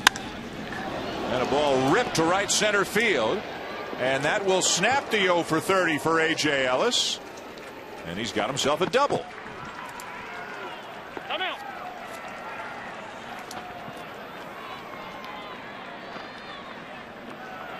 And I'm sure with A.J. Ellis, just like with most catchers, you get into this time of the year and you're so worn out and you're so beat up. That's a pretty swing right there. He stayed inside it. He got the head to it. The ball really came off the bat nice. I'm sure when they get on this long flight headed back to the West Coast, that's going to do a lot for his. Look at him. Yeah, that's not joy. That's relief. Yep. Oh, boy. For a little tongue-in-cheek, I'm surprised the bench didn't ask for the ball. A one-out double for Ellis, a 5-3 lead for the Dodgers in the top of the ninth. And here's the pinch hitter, Juan Rivera.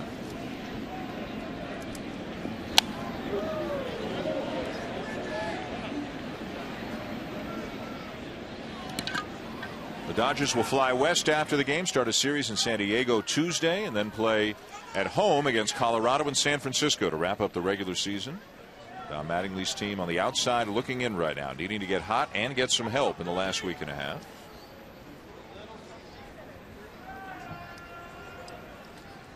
The Reds, meanwhile, they have locked up the division championship. And right now they're neck and neck with Washington for the best record in the National League. This is how they will finish up at home against Milwaukee, and then at Pittsburgh and at St. Louis. And those could be very meaningful games, obviously, for the Cardinals in the last 3 days of the regular season. Fly ball to right field. Catch made by Phipps, and a strong throw from right field. Not sure that Ellis was ever even thinking about going anywhere, but boy, Phipps showing off the arm at his first major league home run tonight. He's having a good time. He did a good job. He got behind the ball, and he let it fly. And I'm sure when he gets into the dugout, one of the veterans is going to tell him, "Big boy, it's nice to show off your arm, but get it down and hit the cutoff, man." He hit his first home run. He's a little excited.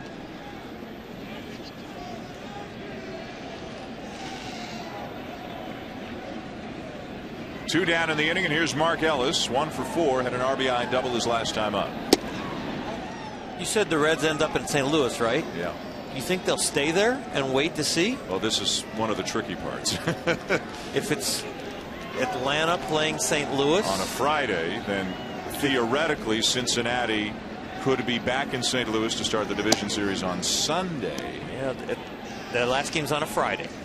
The only thing is, then they don't have a place to work out. Right. Yeah, the wild card game's on a Friday. The last game is on Wednesday. I think they'd probably come home. I think that what they want to do, what the Reds would want to do, is eliminate the Cardinals because of the nature of that rivalry, and then go home for a couple of days. Yeah. There are going to be some interesting scenarios in the next little while. Inning over, going to the bottom of the ninth. League on his way in for the Dodgers. 5-3 they lead.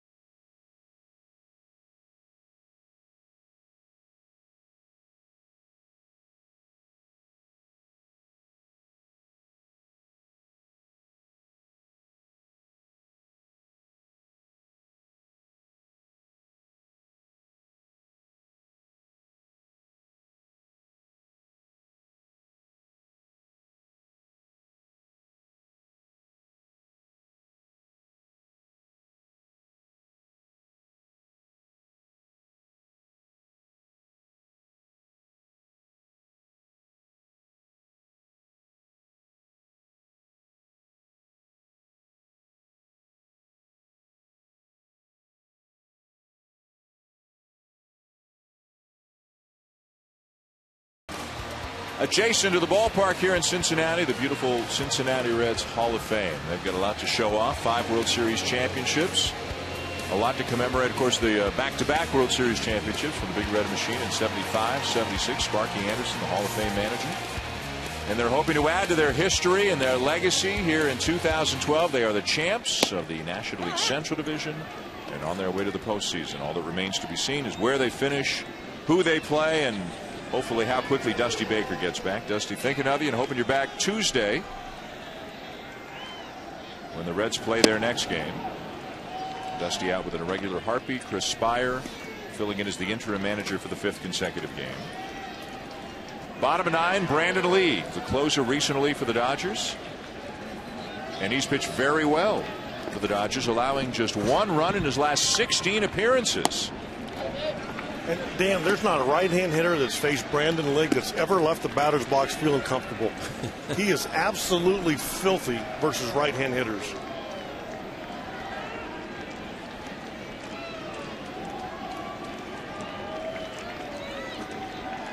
One-two to Heisey, bounced in. I mean, if the Dodgers could somehow find their way into the postseason with Jansen, Belisario, and Lee, nothing wrong with that 7-8-9. Don Mattingly knows that's not his problem. Their problem has been scoring runs. Tonight, some good signs. A couple of home runs for Adrian Gonzalez. That's a great sign if you're a Dodger fan. 5 runs on the night. They've got to pick up like 3 games in 6 days, kind of thing, and then play some really tight games there at the end. They've got a lot of work ahead of them in these next 9 games after tonight.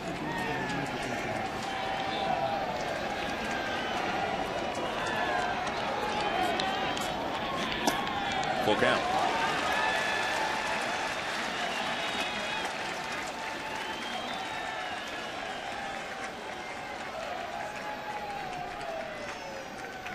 It's pretty chilly here. Ball's not going to be carrying, and I think this is our last road trip without our top coats. I had mine this week. Did you? Heck yeah. I think fall is officially here on the calendar, and it's officially here in Cincinnati with the temperature. I think it's supposed to get down to 37 tonight. Wow. I'm with you there. I could borrow that hat. It's the color of the one I saw you with your jacket. I tell you, you guys who live in Nevada and Arizona, just 1 down.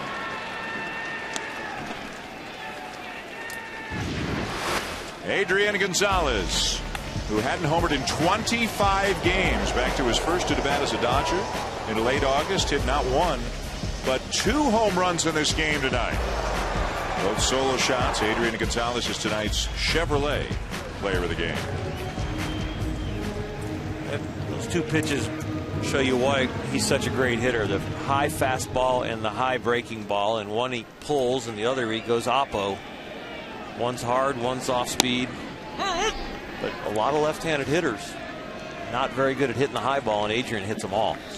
Henry Rodriguez is up as a pinch hitter, batting in the spot of Wilson Valdez. And a 2-hopper to second. Easy play. 2 down.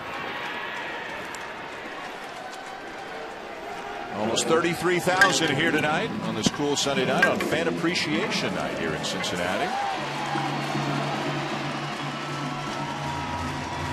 Braving the elements.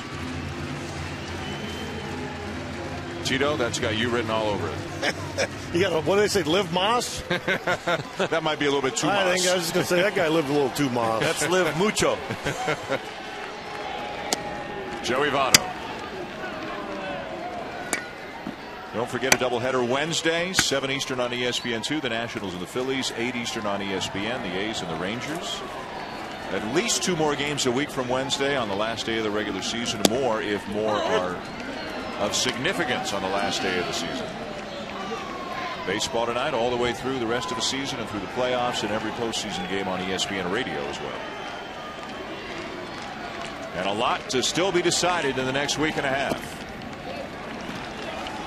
Can't wait to watch Carl and the boys with the video board on Baseball Tonight, moving the teams around. If these guys win, they go here. If they go here, that thing better be lighting up. And I know I'll be getting texts from Morrill every now and again saying, so can we figure out where we're going yet? Is there any way to? I need to gotta call travel. Like, let's get this down. At least get one reservation on the books. The fun's just beginning.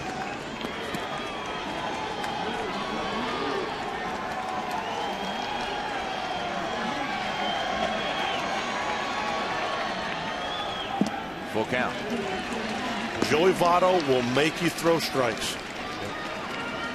And through all this, if he finds a way to get on first base, Todd Frazier's a tying run. And Joey's not locked in with the swing yet, but you're right. He's not going to swing at any balls. He got 2 walks tonight. Keeps his on-base percentage going. And he will take the walk.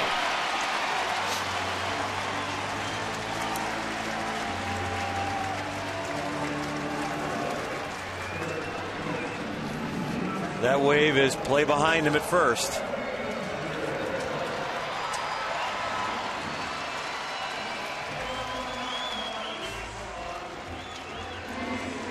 Frazier the batter. And Jay Bruce out in the on-deck circle in Didi Gregorius's spot. Bruce with 34 home runs. Votto will take second on defensive indifference.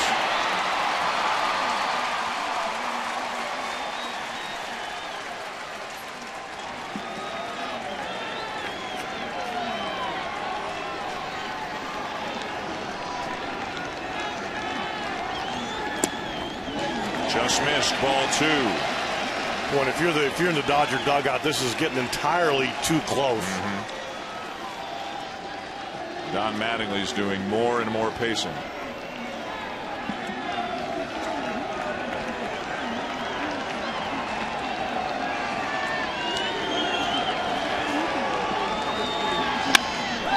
And a ground ball to short. Gordon.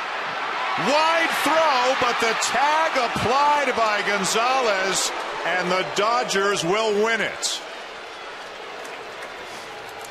Boy, he committed the earlier error, and only his first baseman saved him from committing another one right there.